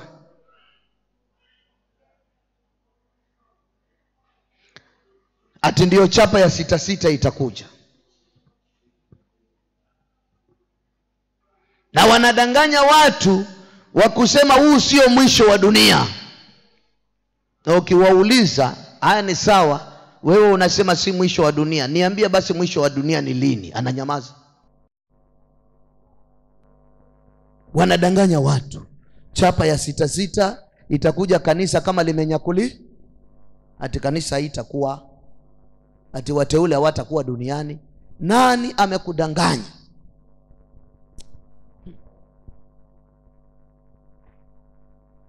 They are mixing up things. Wanachanganya persecution ya kanisa na great tribulation. Kitu tunajua ni ya kwamba great tribulation, the church will not be here. Lakini persecution lazima kanisa litapitia. Watakaokuwa wamebaki duniani watapitia persecution, kuuawa, kuteswa. kufungwa kwa sababu wamekataa microchip. Tuko pamoja? Tuko pamoja? Kuna mtu ana swali? Kitapata wakati unaweza ukasoma Isaya 21 mstari wa 9. Takupatia uzito wa maneno haya ya Babeli. Hivi dunia nzima imelewa kwa mvinyo wa Babeli. Kwa hivyo dunia nzima imefanyika kuwa mji mkuu wa Babeli, mji mkubwa wa Babeli. Hey everybody, I feel like I need to make this video now, even though it's not part of the series that I've been doing. We really may be in the season right now, and I want to show more proof of that by going over the 70 years in Jeremiah and the riddle of the 7 kings, because there's a strong possibility that the 70 years may actually refer to 1945 to 2015. Okay, so in the book of Jeremiah, we're given 2 different 70-year periods. One of those 70-year periods ended at Daniel, and the other 70-year period ends at the meteorite that destroys the beast. So in Jeremiah 29, the Lord says, after 70 years be accomplished at Babylon, I will visit you. Then shall you call upon me, and you shall go and pray unto me, and I will hearken unto you. And then after that, sometime later, it doesn't say how long, but after that it says, I will bring you again into the place whence I caused you to be carried away captive. Okay, so it tells us that Jeremiah wrote this in the first year of King Nebuchadnezzar. We know this was Nebuchadnezzar II because this is the start of Daniel's timeline, and we already mapped this. So it says in Jeremiah 29 that 70 years after Nebuchadnezzar takes captives into Babylon, they will call upon the Lord and pray to the Lord, and the Lord will hearken to them. So 70 years after that, Daniel did exactly that. He said in Daniel 9, in the first year of Darius the son of Ahasuerus, in the first year of his reign, I, Daniel, understood by the books the number of the years, whereof the word of the Lord came to Jeremiah the prophet, that he would accomplish 70 years in the desolations of Jerusalem.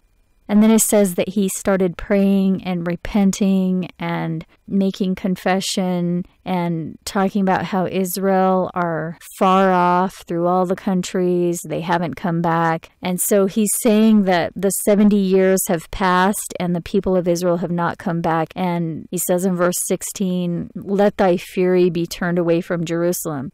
Then in verse 21, Gabriel comes to him and gives him the prophecy of 70 weeks, which is different. We all know that. We're not going to go into that in this video. So basically, Jeremiah was told in the first year of Nebuchadnezzar, which is believed to be around 605 BC, that after 70 years, his people would pray and they would be answered. And that's exactly what happened. So 70 years after that, Daniel prayed and received an answer from Gabriel.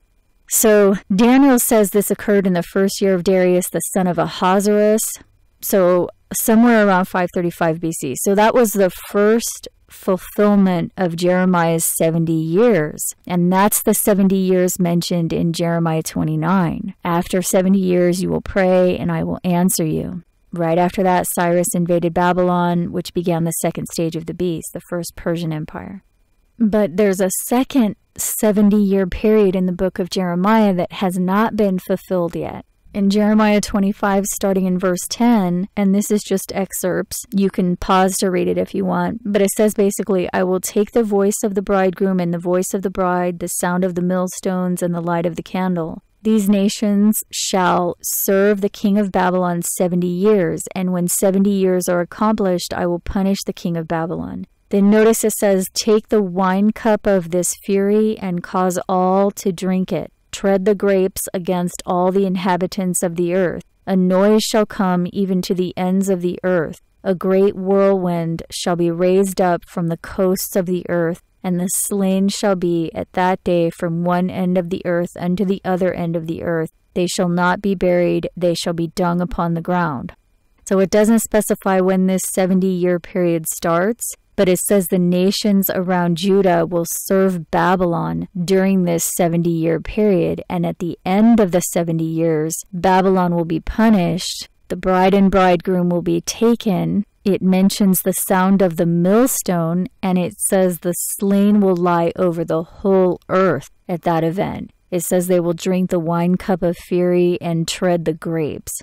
So anybody who has studied Bible prophecy will know immediately that that is not referring to ancient Babylon. It's referring to the destruction of Babylon the Great before Christ's return. So while the first 70 years of Jeremiah were fulfilled during the time of Daniel when the first Persian Empire defeated Babylon, the second 70 years of Jeremiah end at the defeating of Babylon after it has spread to the whole earth. And this event is mentioned from Revelation chapters 14, 15, 16, 17, and 18 primarily. So Revelation 14 says, Babylon will fall at the hour of judgment, and at that time all nations will drink of the wine of the wrath of God, and there will be fire and brimstone at that time. And then it says, one sat like unto the Son of Man, and in his hand a sharp sickle. Thrust in thy sickle and reap, for the harvest of the earth is ripe. So it's talking about the harvest. Gather the clusters of the vine of the earth, for her grapes are fully ripe, and cast it into the great winepress of the wrath of God. And then Revelation 16 tells us this occurs when the seventh vial of plagues is poured out. At that time there will be voices, thunders, lightnings, and a great earthquake. Great Babylon came into remembrance and given the cup of the wine of the fierceness of the wrath. And every island will flee away, and the mountains will not be found. And there will fall upon men great hail out of heaven, every stone about the weight of a talent.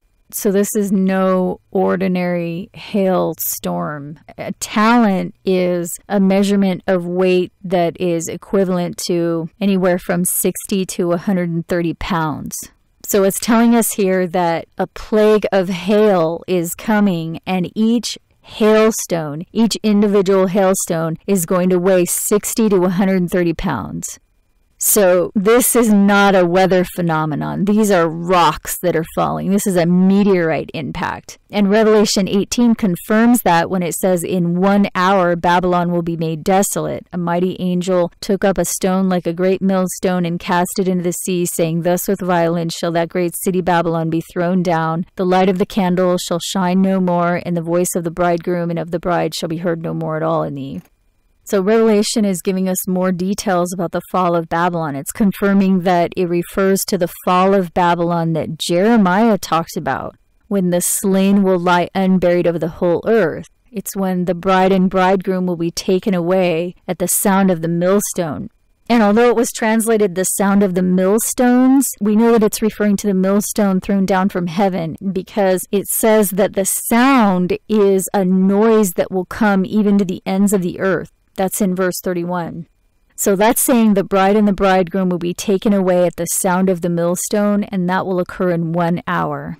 At that time, Babylon will drink the wine cup of fury, which we're told is the wrath of God, when fire and brimstone rains down from heaven, when they will tread the grapes or cast them into the great winepress of the wrath of God. We're told there will be a great earthquake, great hail, and the islands will flee away when that great millstone hits the sea.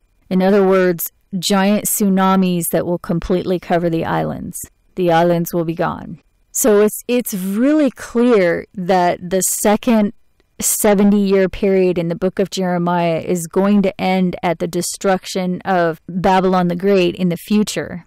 We know this is a future event and not a past event because the book of Revelation explains how Babylon the Great fits into the detailed timeline. In Revelation 17, we're told Babylon the Great sits upon the beast with 7 heads and 10 horns. We've already covered this in detail. The book of Daniel gave us accurate details about events spanning roughly 2,500 years. And what we're looking at here is how the actual fulfillments have occurred so far, aside from the burning stone, the gathering of the elect, the final 3.5 years, and the end of sins altogether. So to make this easier to understand for people that know Bible prophecy, we're going to look at this in Bible terms right now. And this is really important because the book of Revelation is about to give us an indication of when Jeremiah's 70 years start.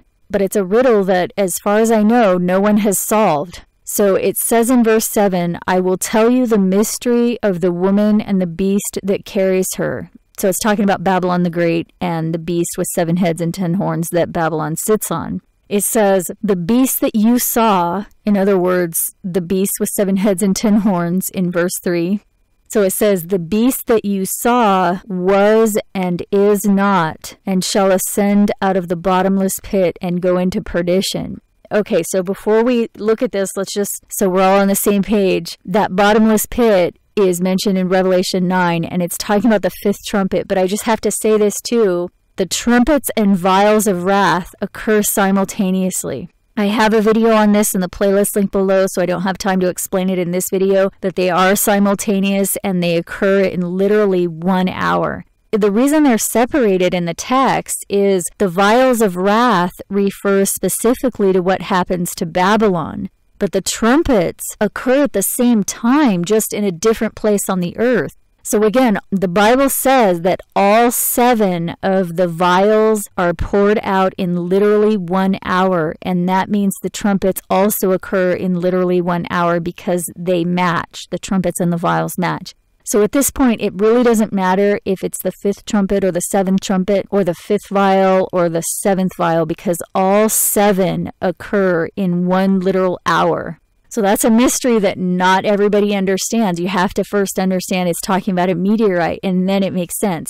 So Revelation 9 says, the 5th angel sounded, and I saw a star fall from heaven into the earth, and to him was given the key to the bottomless pit. And he opened the bottomless pit, and there arose a smoke out of the pit as the smoke of a great furnace, and the sun and the air were darkened by reason of the smoke of the pit.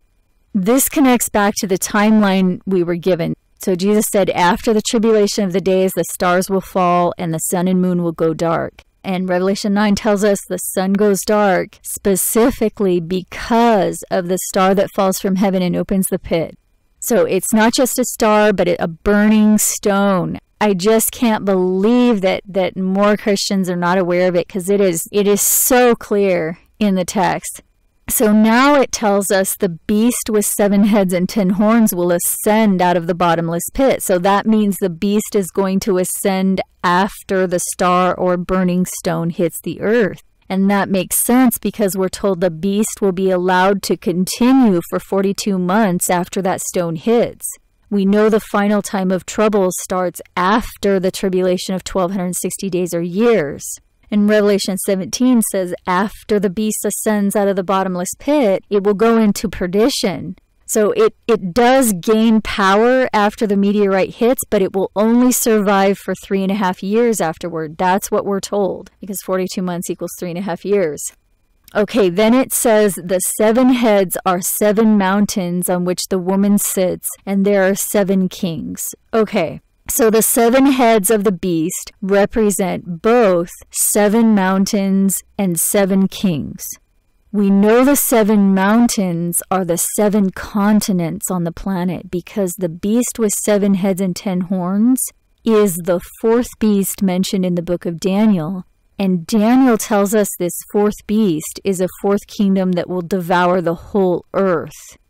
So the 4th beast rules over the whole earth, and Babylon the Great sits on that 4th beast.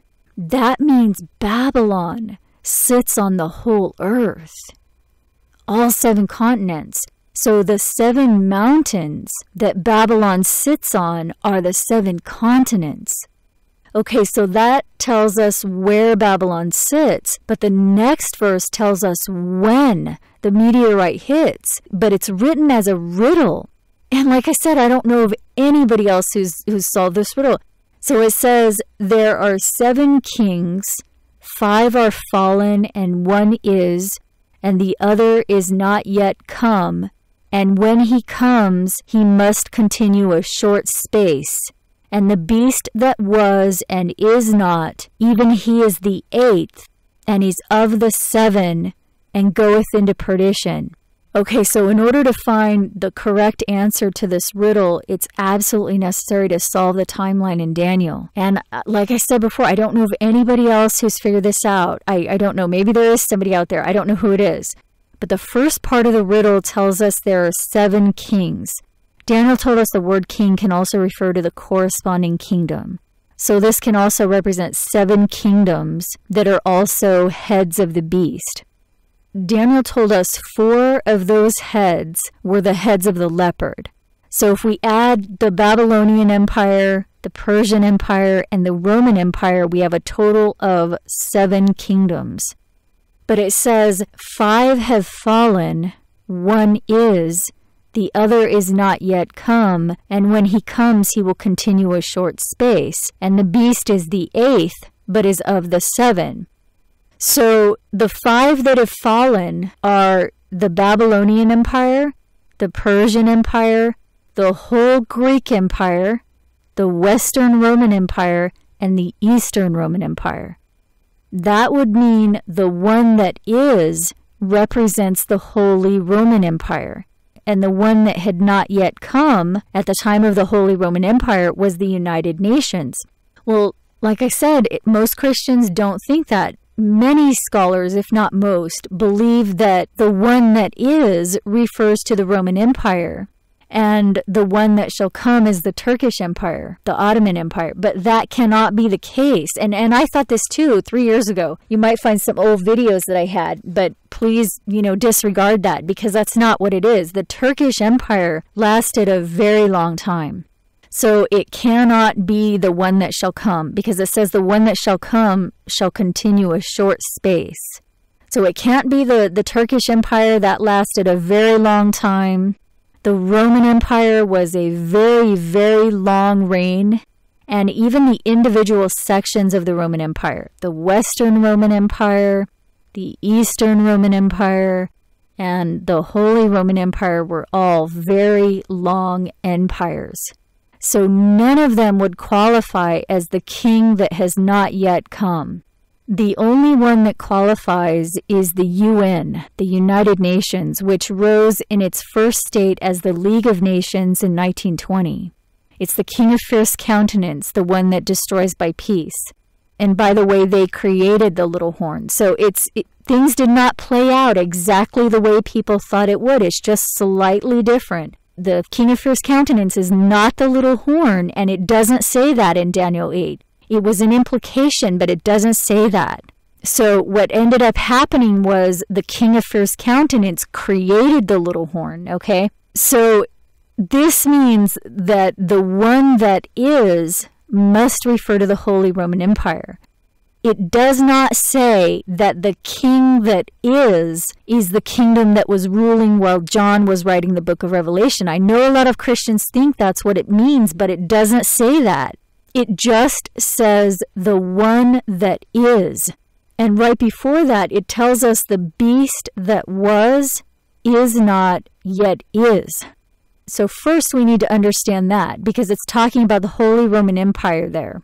The Holy Roman Empire was dissolved in 1806 by Emperor Francis. But the book of Daniel and Revelation tell us that the 7th head of the beast will be wounded as though it's dead, but then the wounded head will be healed. And again, the head represents a kingdom, and that kingdom was the Holy Roman Empire, which was the 7th head, which was wounded and came back to life.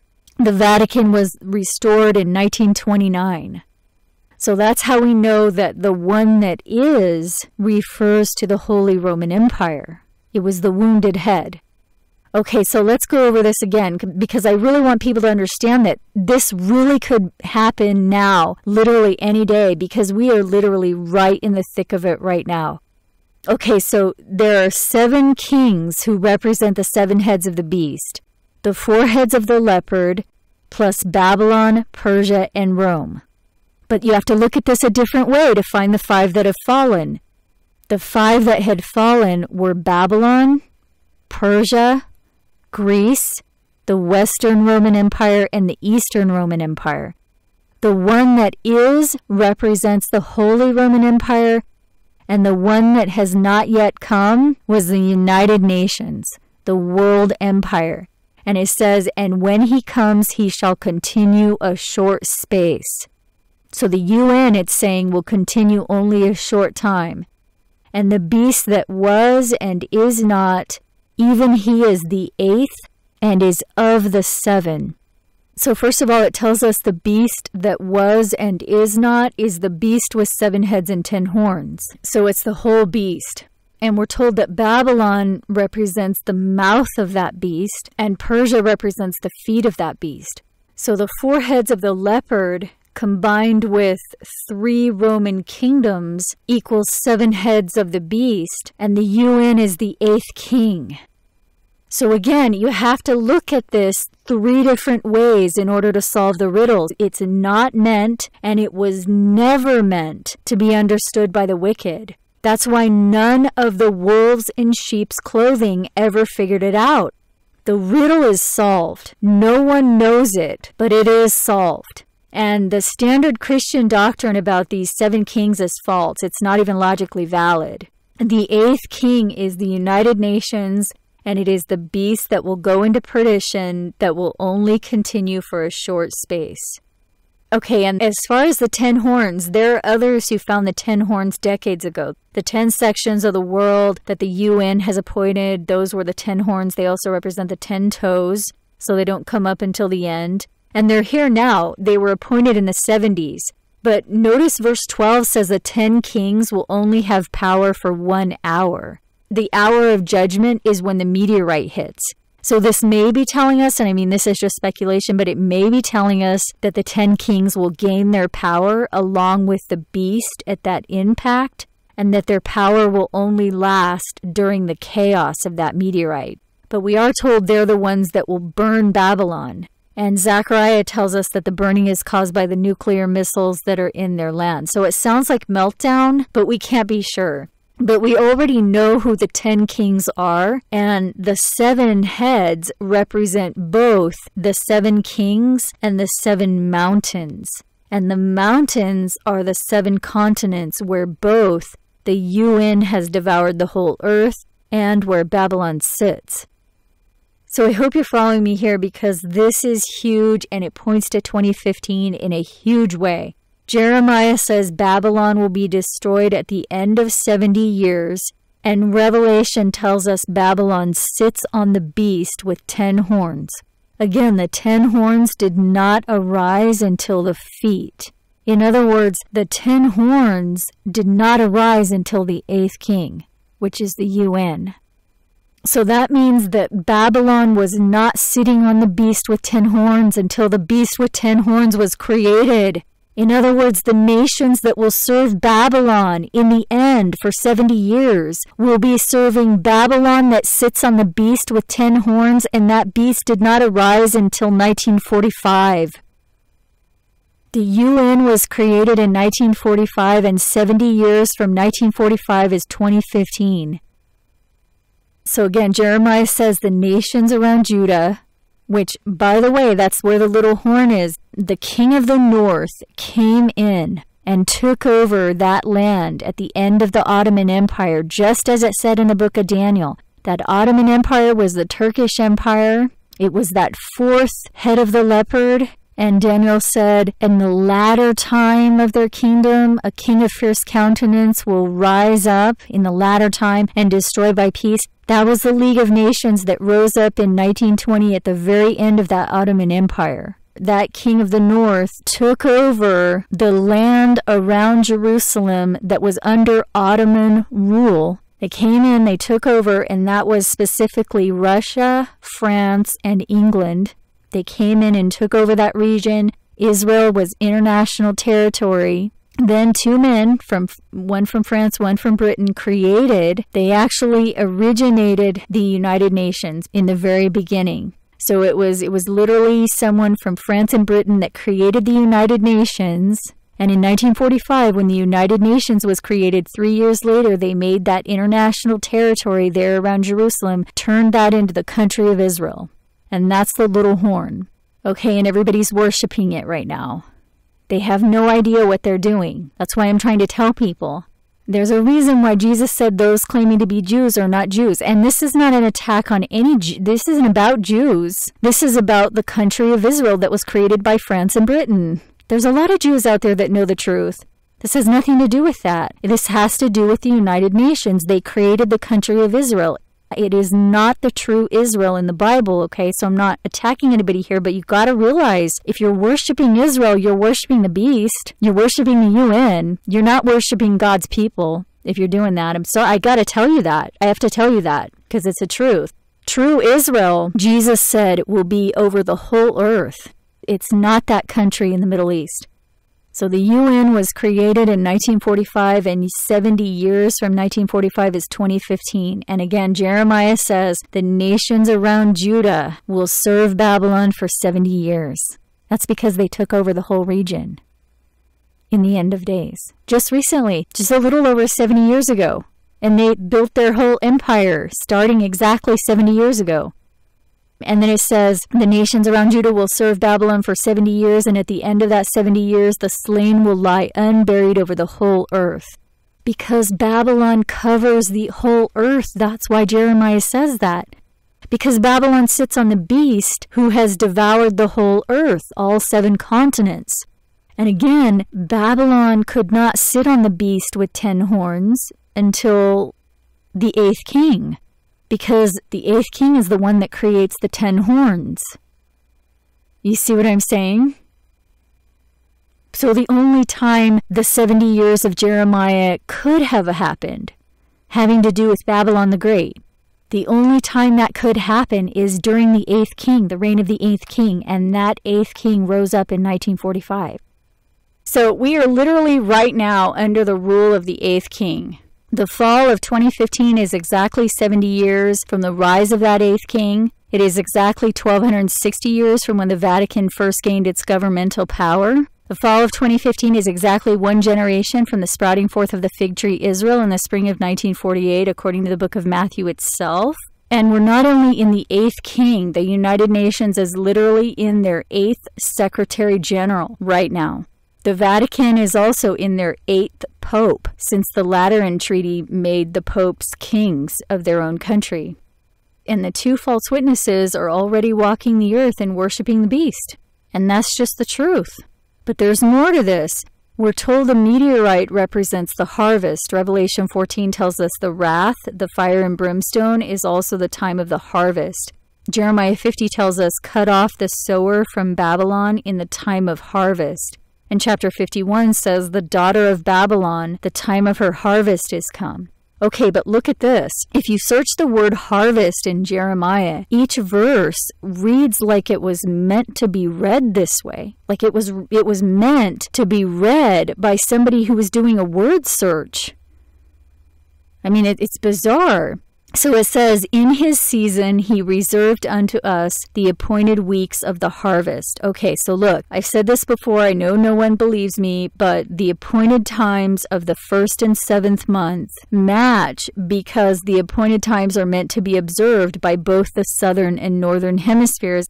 So right now in the southern hemisphere, it's springtime, and they are in their appointed time of weeks right now. Because remember, the calendar starts in the spring. But in the southern and northern hemispheres, they're having spring at opposite times of the year. That's why the 1st and 7th month match. So in the southern hemisphere, they're in their spring right now, and their observance of second Passover this year lands on Thanksgiving Day. And their Shavuot wheat harvest window will occur December 15th through the 17th. So it says, in his season he appointed unto us the appointed weeks of the harvest. Then it says, get this. The harvest is past, the summer is ended, and we are not saved. I mean, see, that is really something right there. And I know a lot of like naysayers are going to come by and go, oh, whatever, it doesn't mean anything, blah, blah. Okay, but no, it does. And the reason is, well, first of all, obviously whoever wrote this knew what was going to happen. They do know the exact season, the exact date, even though we can't know the date. But that generation, the fig tree generation, it ended in the summer. Remember that? So it was technically September, but it was still the summer season because it was before September 21st. So he said, don't count the days. So we just look at the month. So we look at the month and we're like, that's the month of September. That's the start of the fall season. But the point is, though, I can't speak for anybody else, but for me, that end of the generation, the fig tree generation in the book of Matthew itself, the maximum length of the generation ending this summer was huge. So the fact that it's saying the harvest is past, the summer is ended, and we're not saved, that seems really... Because that generation of the fig tree, it ended in the summertime. Then it says, the carcasses of men shall fall as dung after the harvest man. Sounds so bad. I know that sounds really bad. Like, how could you hope for that? I don't hope for that, okay? I hope everybody gets saved. If you're one of the bride or the bridegroom, then it says you're going to be taken out. But it says here, basically, that Babylon's going to fall after the harvest man. So it's telling us that Babylon will fall at the time of the harvest. In other words, the season of harvest. But after the harvest man. In other words, it sounds like it's telling us that the event is going to happen in late fall. That's what it sounds like to me. Okay, there's something else to this too that I want to share with you. The prophecy of Jeremiah's 70 years involves studying the time period from Jeremiah to Daniel. And Daniel told us that the first 70-year period ended during the reign of the son of Ahasuerus. That connects back to the book of Esther, because in Esther 2, we're told when the wrath of the king Ahasuerus was appeased, he remembered Vashti and what she had done. Okay. Vashti was the queen, right? Revelation 18 says, Babylon the Great is fallen, the wine of the wrath. God hath remembered her iniquities, for she saith in her heart, I sit a queen and am no widow. So Vashti represents the queen Babylon, and Esther represents the bride. And here's the key. It tells us Esther will be taken in the 10th month in the 7th year of the king's reign. And it talks about the 127 provinces and the red, white, and blue and all this. And it just sounds like maybe it's pointing to Obama's 7th year. Because it's clearly referencing Babylon the Great. I mean, Vashti represents Babylon the Great. That's clear. Because there are other things. Jesus talked about the parable of a certain king who made a feast and all of that. So, I mean, it is clear that Vashti represents Babylon and Esther represents the bride. We are right now in the 7th year of Obama's presidency. Obama is the one called Messiah, as appears to be the case, because everything that happened fit perfectly into the Daniel 9 prophecy. So it appears that Obama was the one called Messiah. Everyone was calling him Messiah, so that makes perfect sense. So it would make sense then that the 7th year of the king might refer to Obama's 7th year, because it appears that we just entered the 7th year of the week of Daniel. And the thing is, Obama's 7th year will end in January because his 8th year starts on January 20th. But what's interesting about the fall season right here in November and December of 2015 is that it is the only time that the 10th month, the month called Tebet, will occur in the 7th year of both Daniel's week and Obama's presidency. So right now in November and December, and also part of January, it is both the 7th year of Daniel's week and the 7th year of Obama's presidency. So the 10th month, the month called Tebet, will start on the standard calendar on December 11th. The ancient 10th month of Tebet will start on January 10th, but the 7th year of the king will end on January 19th. So the man called Messiah, Obama, will start his 8th year on January 20th, 2016. That means we enter an extremely high watch on December 11th until January 19th. And as far as I'm concerned, we're already in that high watch right now. I mean, Thanksgiving is another one.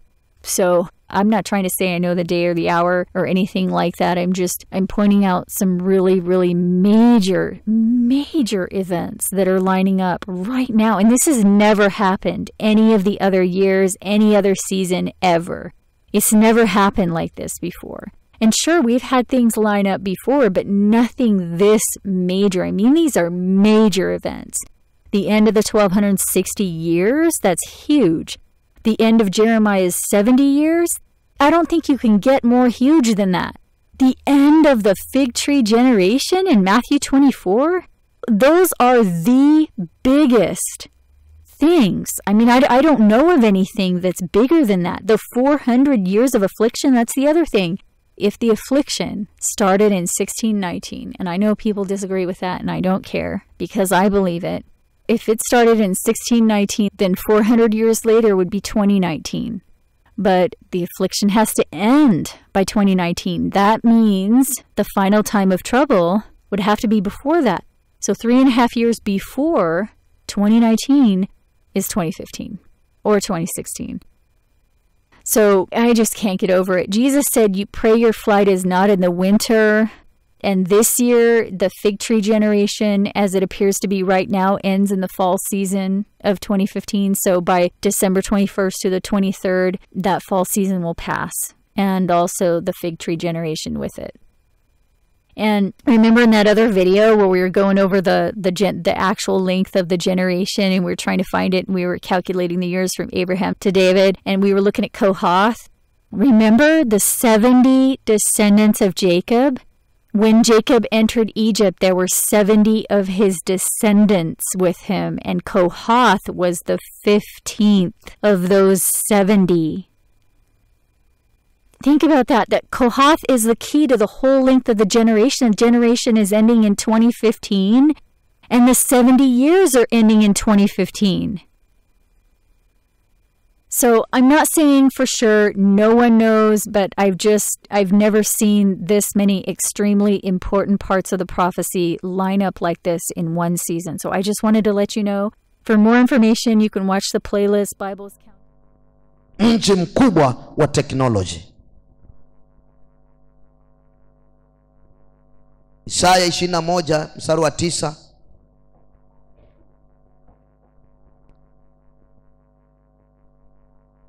Isaya 13:21.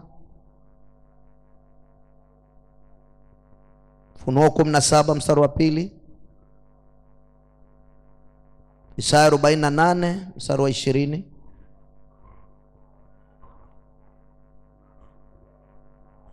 Inaweza ikakusaidia kuelewa mambo zaidi na zaidi. Hebu tusomee Ufunuo 14 na mstari wa 8. Tasoma Ufunuo wa Yohana mlango wa 14 mstari wa 8. Kisha mwingine malaika wa pili akafuata akisema, umeanguka Babeli. Malaika mwingine akashuka akisema. Kwa hivyo vile vita vinavyoangusha Babeli vyaonesha wazi ni ya kwamba Mungu atatuma malaika zake kuangusha utawala wote wa shetani. Hallelujah. Tuko pamoja. Kumalizana na dunia atatuma malaika zake. Umeanguka Babeli, mji ule ulio mkubwa. Ndio. Maana ndio ulioanywesha mataifa yote mvinyo ya ghadhabu ya uasherati wako. Ndio. Mstari wa 9. Tosha. Soma 17 na mstari wa 2. Ama kuanzia 1 tu mpaka 2. Soma Ufunuo wa Yohana 17 kuanzia hapo 1. Akaja mmoja wa wale malaika 7 wenye vile vitasa 7, akanena nami akisema, njoo huku, nitakuonyesha hukumu ya yule kahaba mkuu. Nitakuonesha hukumu ya yule kahaba aketie juu ya maji mengi, ambaye wafalme wa nchi wamezini naye, nao wakao katika nchi wamelevywa kwa mvinyo ya uasherati wake. Na wote wakao katika nchi wamelevywa kwa mvinyo ya uasherati wake. Tuko pamoja. Akanichukua, mstari wa 3, akanichukua katika roho hata jangwani, nikaona mwanamke ameketi juu ya mnyama mwekundu sana, mwenye kujaa majina ya makufuru, mwenye vichwa 7 na pembe 10, ufalme wa dunia. Haleluya, tuko pamoja. Ulioitumia technology kutawala dunia na kumdanganya mwanadamu kwa sababu ya uchawi wa ile roho ya Babiloni, roho ya kichawi, roho ya kimiujiza ya kiuchawi, roho ya technology. Technology inafanya vitu vya kimaajabu ajabu. Hamjawahi ona mambo, vitu vya kimaajabu ajabu. Siku hizi ng'ombe anatiwa pipe, pump, anatunga mimba tayari. Mambo ya maajabu ajabu kabisa.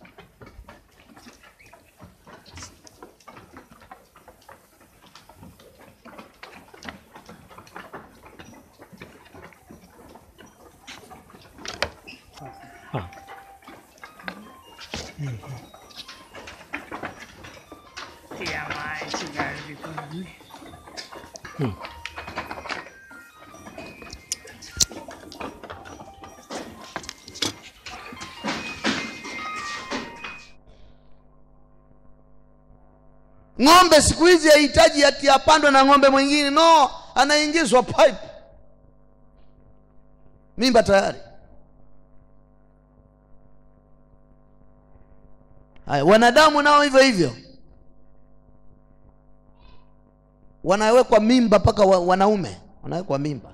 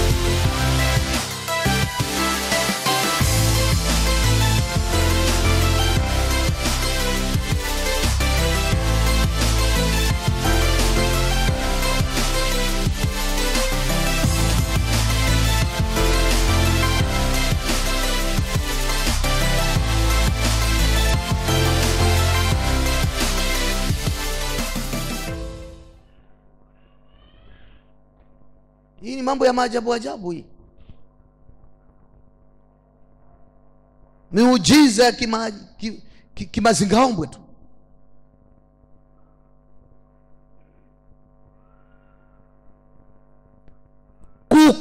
Kuku anakuwa na miezi miwili, wiki 4, mwezi mmoja, 4 weeks, ni kuku. Wewe unafikiri ni kuku huyo?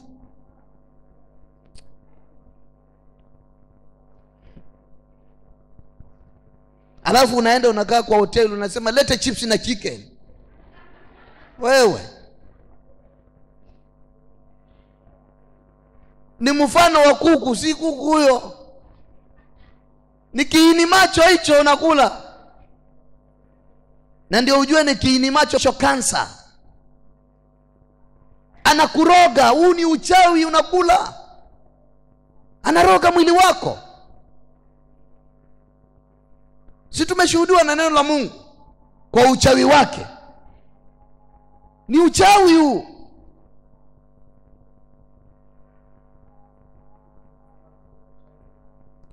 Nimesikia kuna samaki special kutoka China siku hizi. Anaitwa una. Amewekwa kwa mikebe ati made in China. Kumbe ni samaki wa kimiujiza ya Kibabiloni. Shida, hatari wapendwa.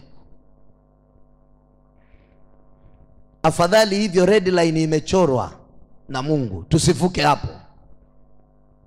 Tukikanyaga hapo tuachane na vitu vya Babeli na tutokane na yeye na tuondoke kwake, tusije tukaangamizwa pamoja na yeye.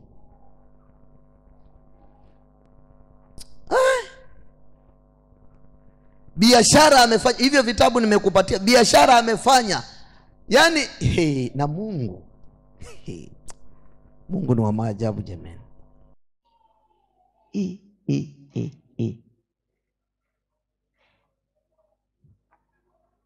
Mungu ni wa maajabu. Kuna mahali nimeona na nafikiri ni hiyo Yeremia. Yaani paka kumbe hii mitumba iko kwenye Biblia. Hata mitumba walifanya biashara na mitumba. Mitumba iko kwenye Biblia. Mimi nimeshangaa.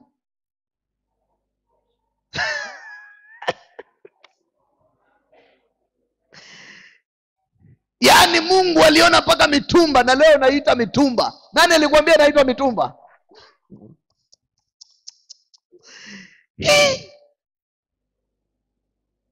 Nenda usome hivi vitabu kwa makini, utaenda kukutana na hiyo verse ambayo inataja mitumba hapo. Yanashangaza wapendwa. Yanashangaza sana. Wewe nenda usome. Utaona mambo hapo.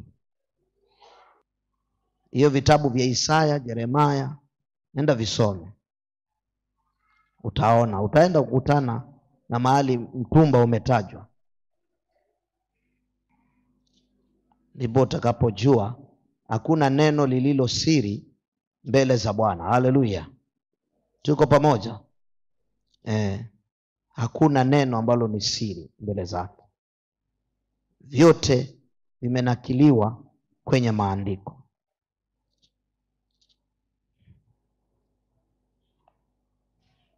Tosha, vitabu ni hivyo hivyo tu.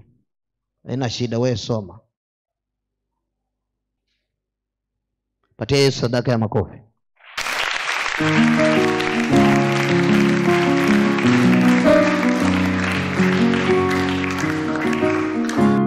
Kabla hatujamalizia, wacha tufanye harusi.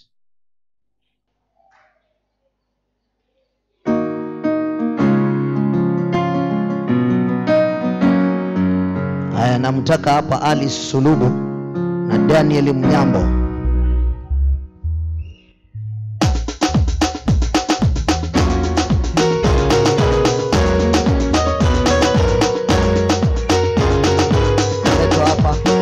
Aletwe hapa mbele tafadhali.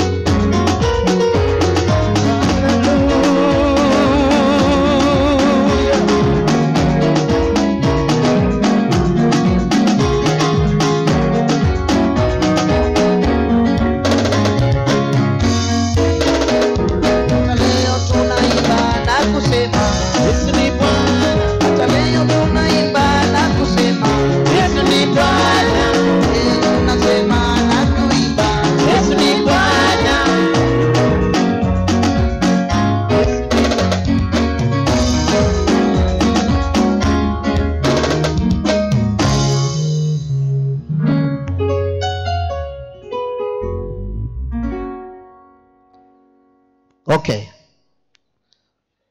Harusi ya chapchapu hapa. Tabidi nishuke basi. Hallelujah.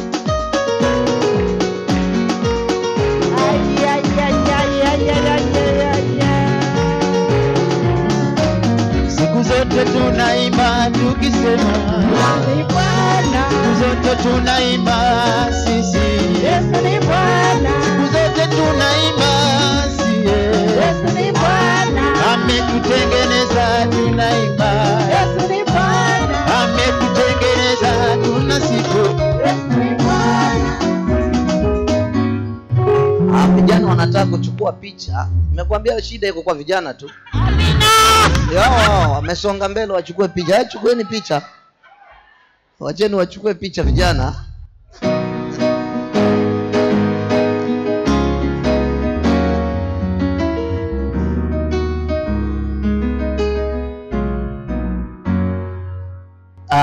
Basi nikabidhiwe Alice hapa na wale ambao wanamleta. Nikabidhiwe Alice hapa.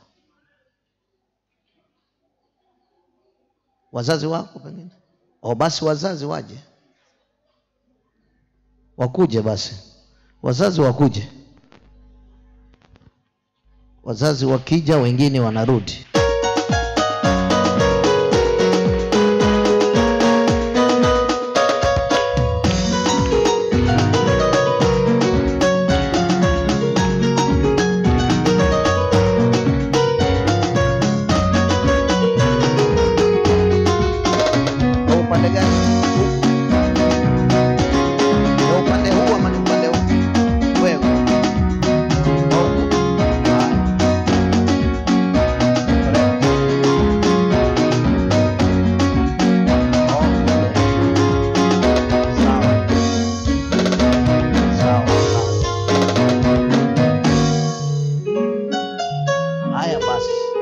Wazazi wa Alice nipatieni Alice.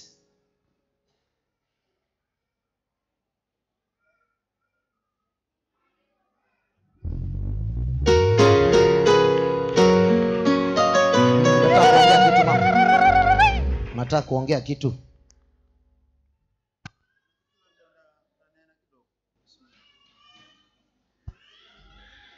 Anasema hana na wewe. Haya. Patia maiki asalimie kanisa. Simama hapa. Angalia kule. Hapo. Simama, unaenda wapi? Simama hapo. Yesu asifiwe. Bwana Yesu asifiwe sana kanisa.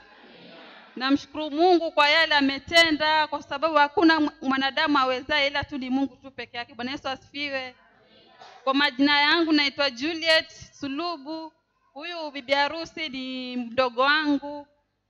Kwa hivyo hayo machache, Bwana wabariki. Mmekubali aende? Nawatakia safari njema. Mmekubali aende? Ndio tumekubali. Asante. Patia Yesu salamu. Sawa. Twashukuru. Basi nyinyi mnaweza kwenda kupumzika. Haya, nipatieni mvulana.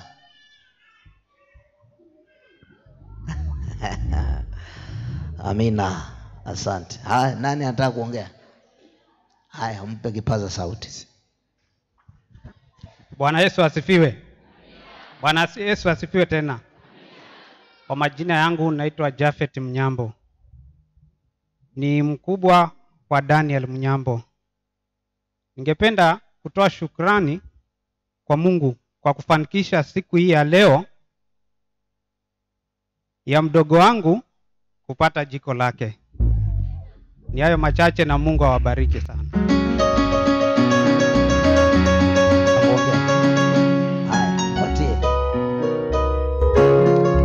Bwana Yesu asifiwe.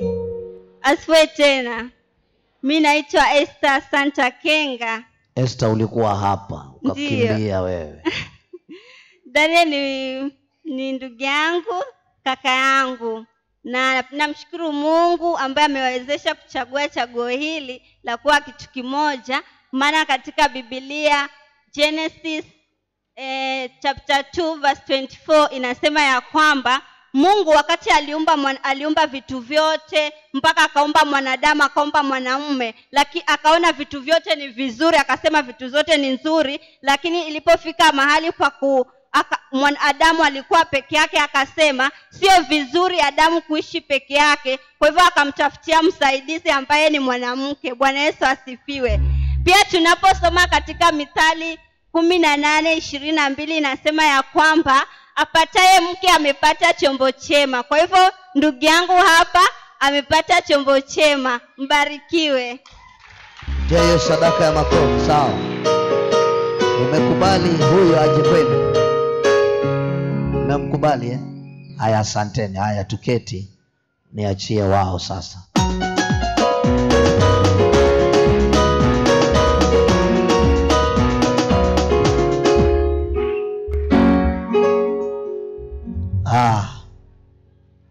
Mzee vipi? Ndiye? Ni yeye? Haya, mshike basi. Namna ile. Basi. Sasa nataka uzungumze maneno, umwambie yale maneno wewe mwenyewe unataka. Shika kipaza sauti. Ukimwangalia lakini. Bwana Yesu asifiwe. Mimi kwa majina naitwa Daniel. Nami kwa roho yangu yote nimempokea Alice, nami naahidi ya kwamba nitamtunza kwa dhiki na raha. Mungu awabariki. Asante. Patia Alice naye atuambie ameamuaje. Sio muachiliane. Nani amesema muachiliane? Bwana Yesu asifiwe. Kwa majina naitwa Alice.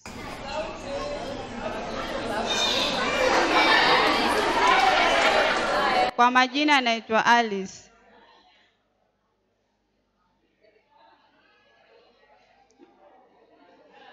Nimempokea Daniel siku ya leo. Ndio. Na ninaahidi kumpenda kwa shida na raha. Ni hayo, Bwana awabariki. Sawa. Sawa kabisa. Haleluya. Basi tusimame tu kwa heshima tuwaombee. Chukua kipaza sauti. Tuwaombee kwa Bwana. Tuombe.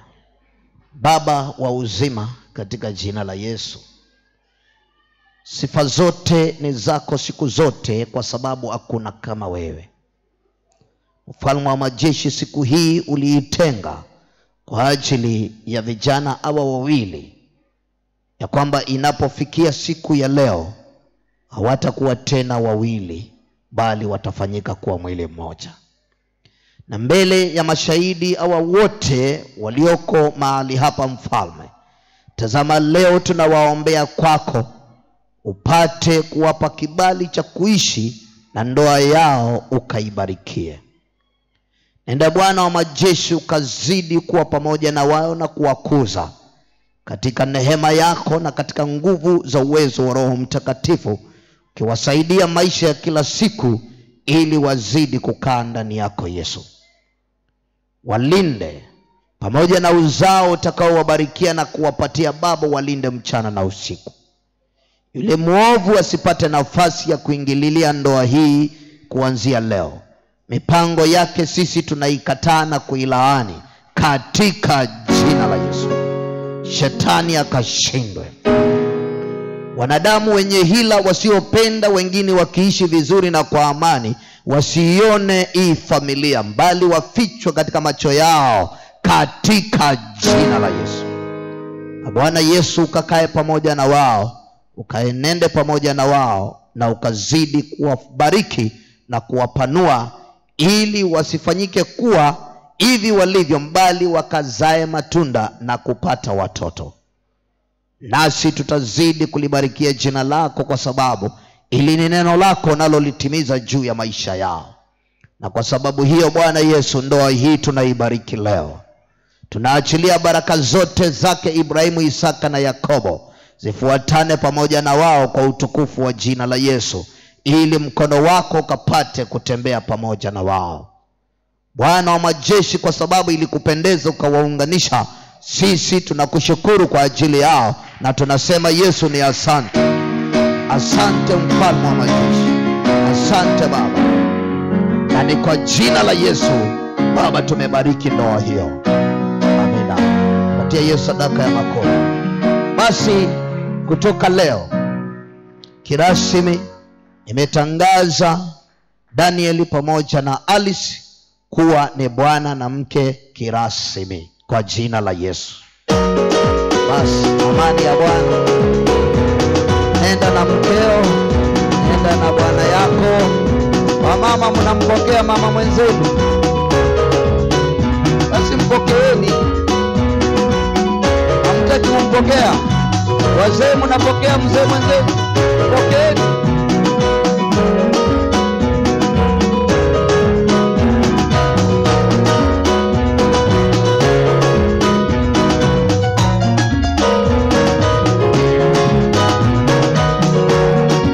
Simama kwa miguu yako sasa.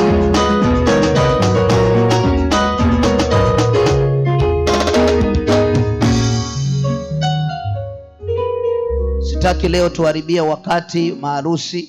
Wacha tupate nafasi tumalize, waende wasione tunawafunga funga hapa. Haleluya. Ni sawa jameni?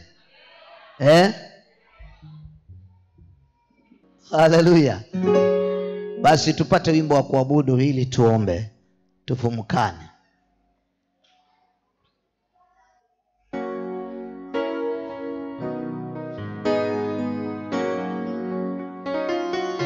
Uanze kujiandaa kutoka Babeli, sawa?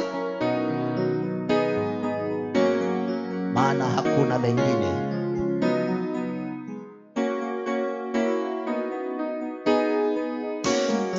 Heri ni jina, heri ni jina la Yesu.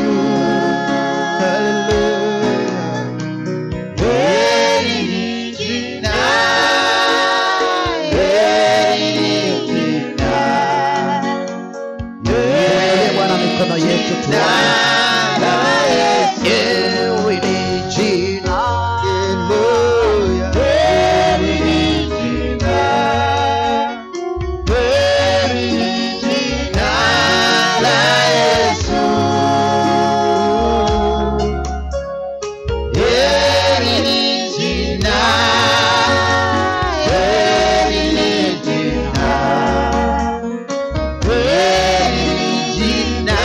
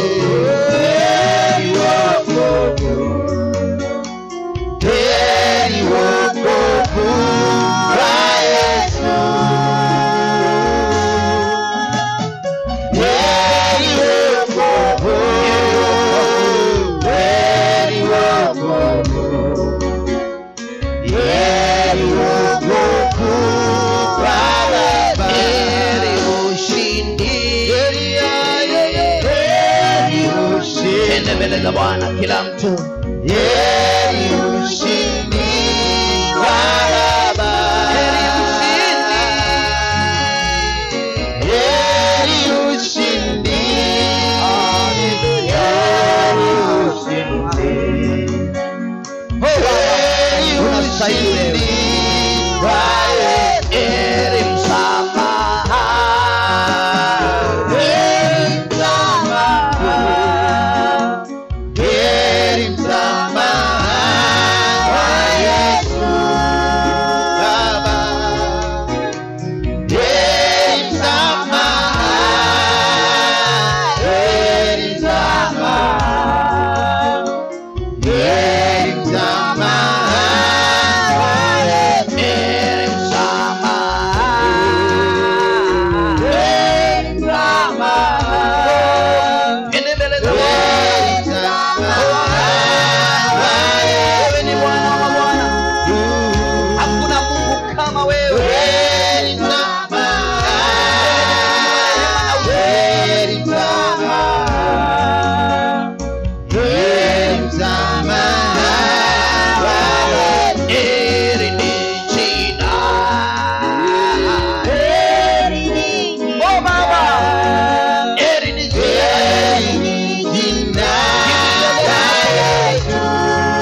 La ajabu ni wewe Bwana. Heri ni jina. Heri ni jina. Oh Yesu. Heri ni jina. Heri ni jina. Heri ni jina. Unastahili mfalme wa majeshi. Hakuna kama wewe. Hakuna mwenye uwezo kama wako. Heri ni kama wako. Heri ni jina wako. Heri ni jina la Yesu. Wastahili Yesu. Tusaidie Baba. Tunakuhitaji Bwana. Oh Yesu. Twaomba kuongozwa na wewe. Ukatutoe Babeli. Tupe nguvu na uwezo wa kutoka Babiloni.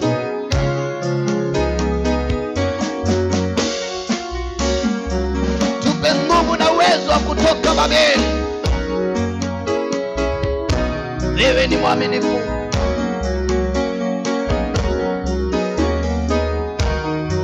Wewe ni mwaminifu, tusaidie. Hatuwezi bila wewe. Kwa umbali uliotuchukua, tumeuona mwisho wa nyakati.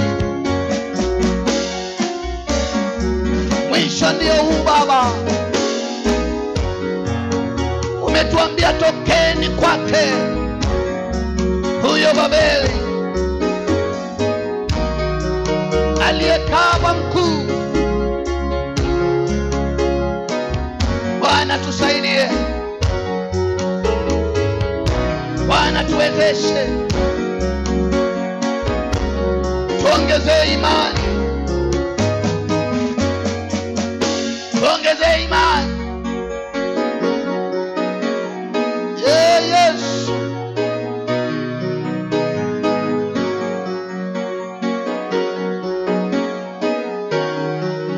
Hear what the Lord. Yes, my Father.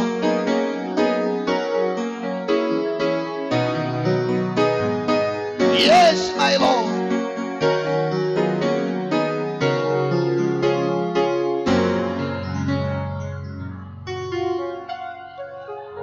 Viumbe vyote vinakutukuza wewe Mesia.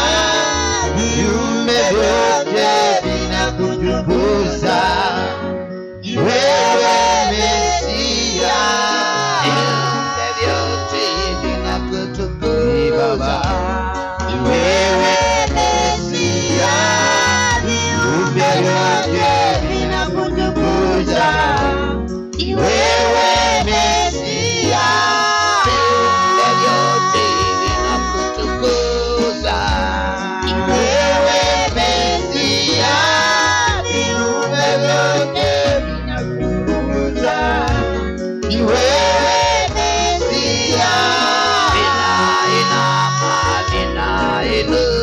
mbele zako Bwana, viumbe vyote vinakutukuza.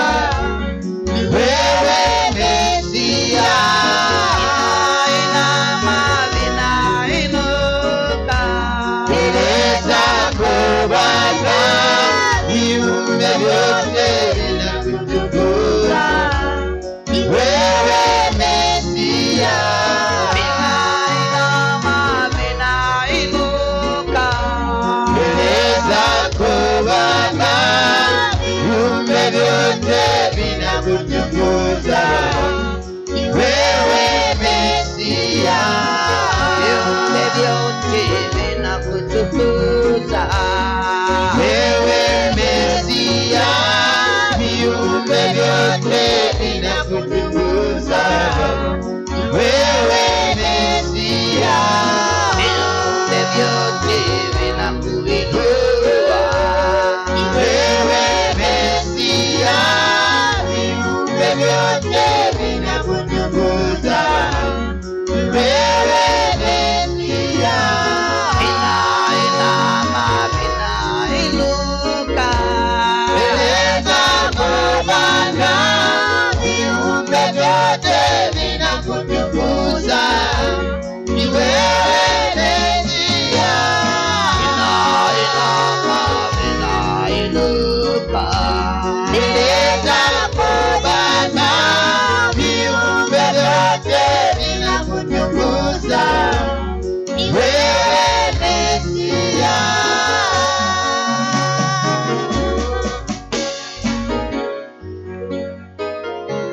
Baba, wewe unastahili hizo sifa zote Mfalme. Viumbe vyote vinakutukuza kwa sababu wewe ni Bwana wa majeshi. Jioni ya leo tuko mbele za uso wako mtakatifu wa mbingu na nchi. Tazama, tunakuomba na tunakusihi sawasawa na neno lako lilotuambia na kutuamuru tutoke Babeli. Bwana wa majeshi, tunakuomba sasa utusaidie. Si jambo rahisi Baba, linahitaji msaada wako. Tunajua Bwana wa majeshi mambo yanazidi kuwa magumu na yanazidi kuwa mabaya, na sisi tunakukimbilia wewe Mungu wa kweli ili upate kutusaidia. Nenda ukasimame pamoja nasi ili tuushinde ulimwengu. Makusudi ya yule joka la zamani ili kuwanasa wote wenye mwili na kuwatia jehanamu, hayo malengo yake Baba umetufunulia na umetujulisha. Njama zake zote Baba umetujulisha. Mipango yake pia umetujulisha. Tumemtambua katika ila zake, na sisi Baba tunamkataa. Huyo shetani tunamkataa Baba, tunamkataa Bwana, tunamkataa leo, tunamkataa Yesu huyu shetani na kazi zake Baba, tunakemea, tunazikemea katika jina la Yesu. Mfalme wa majeshi, sasa katuongoze. Nenda ututie nguvu na utujalie uwezo wa Roho wako Mtakatifu. Sisi tuko tayari kutoka Babeli. Sasa tumeamua tutatoka Babeli, maana hatutaki microchip Baba, tutatoka Babeli. Hakika Babeli Baba tutatoka, maana tunapendezwa nawe. Tunafurahi kukaa na wewe milele, tunashangilia kukaa na wewe milele. Sisi tunaondoka Babeli. Yesu tusaidie, Yesu tusaidie, Yesu tusaidie. Tuanze kumwaga Babeli, tuanze kumwambia bye bye, tuanze kumwambia achilie maisha yetu, tuache kumwambia Baba aende zake. Pombe na umvinyo wake na ulevi wake Baba tunaukemea, tunaukemea katika Baba. Kuanzia siku ya leo, ingiza rohoni mwetu namna ya kuchukia Babeli, namna ya kuchukia teknoloji, namna ya kuchukia mapambo ya dunia, namna ya kuchukia uzuri wa dunia hii, namna ya kuchukia mambo ya ulimwengu, namna ya kuchukia vyote vya dunia hii Baba. Tukapendezwe na wewe, tukapendezwe na neno lako, tukapendezwe na wewe siku zote. Tupe roho ya kuchukia dunia, Tupe roho ya kuchukia ulimwengu, tupe roho ya kuchukia raha ya dunia, tupe roho ya kuchukia shetani, tupe roho ya kuchukia Babiloni, tupe roho ya kuchukia huyo shetani, tupe roho ya kuchukia huyo kahaba mkuu. Hiyo roho ya teknolojia ishindwe ndani ya mioyo yetu, ishindwe ndani ya roho zetu, ishindwe ndani ya mawazo yetu, ishindwe ndani ya maisha yetu, ishindwe katika Baba. Hatutaweza bila msaada wako. Ulevi wa Babeli ni mkubwa. Ulevi wa Babeli umedanganya wengi. Ulevi wa Babeli umefunga wengi. Yesu tuokoe. Yesu tuokoe. Yesu tukomboe. Tukomboe na mvinyo wa Babeli. Tukomboe na mvinyo wa Babeli. Tukomboe Yesu. Tuondolee ulevi wa mvinyo wake. Tuondolee ulevi wake Baba. Tunahitaji kulewa kwa Roho Mtakatifu. Tupe ulevi wa Roho Mtakatifu. Tupe kulewa na Roho Mtakatifu. Tupe kulewa na Roho Mtakatifu.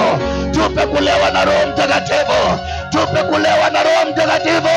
Tupe kulewa na Roho Mtakatifu.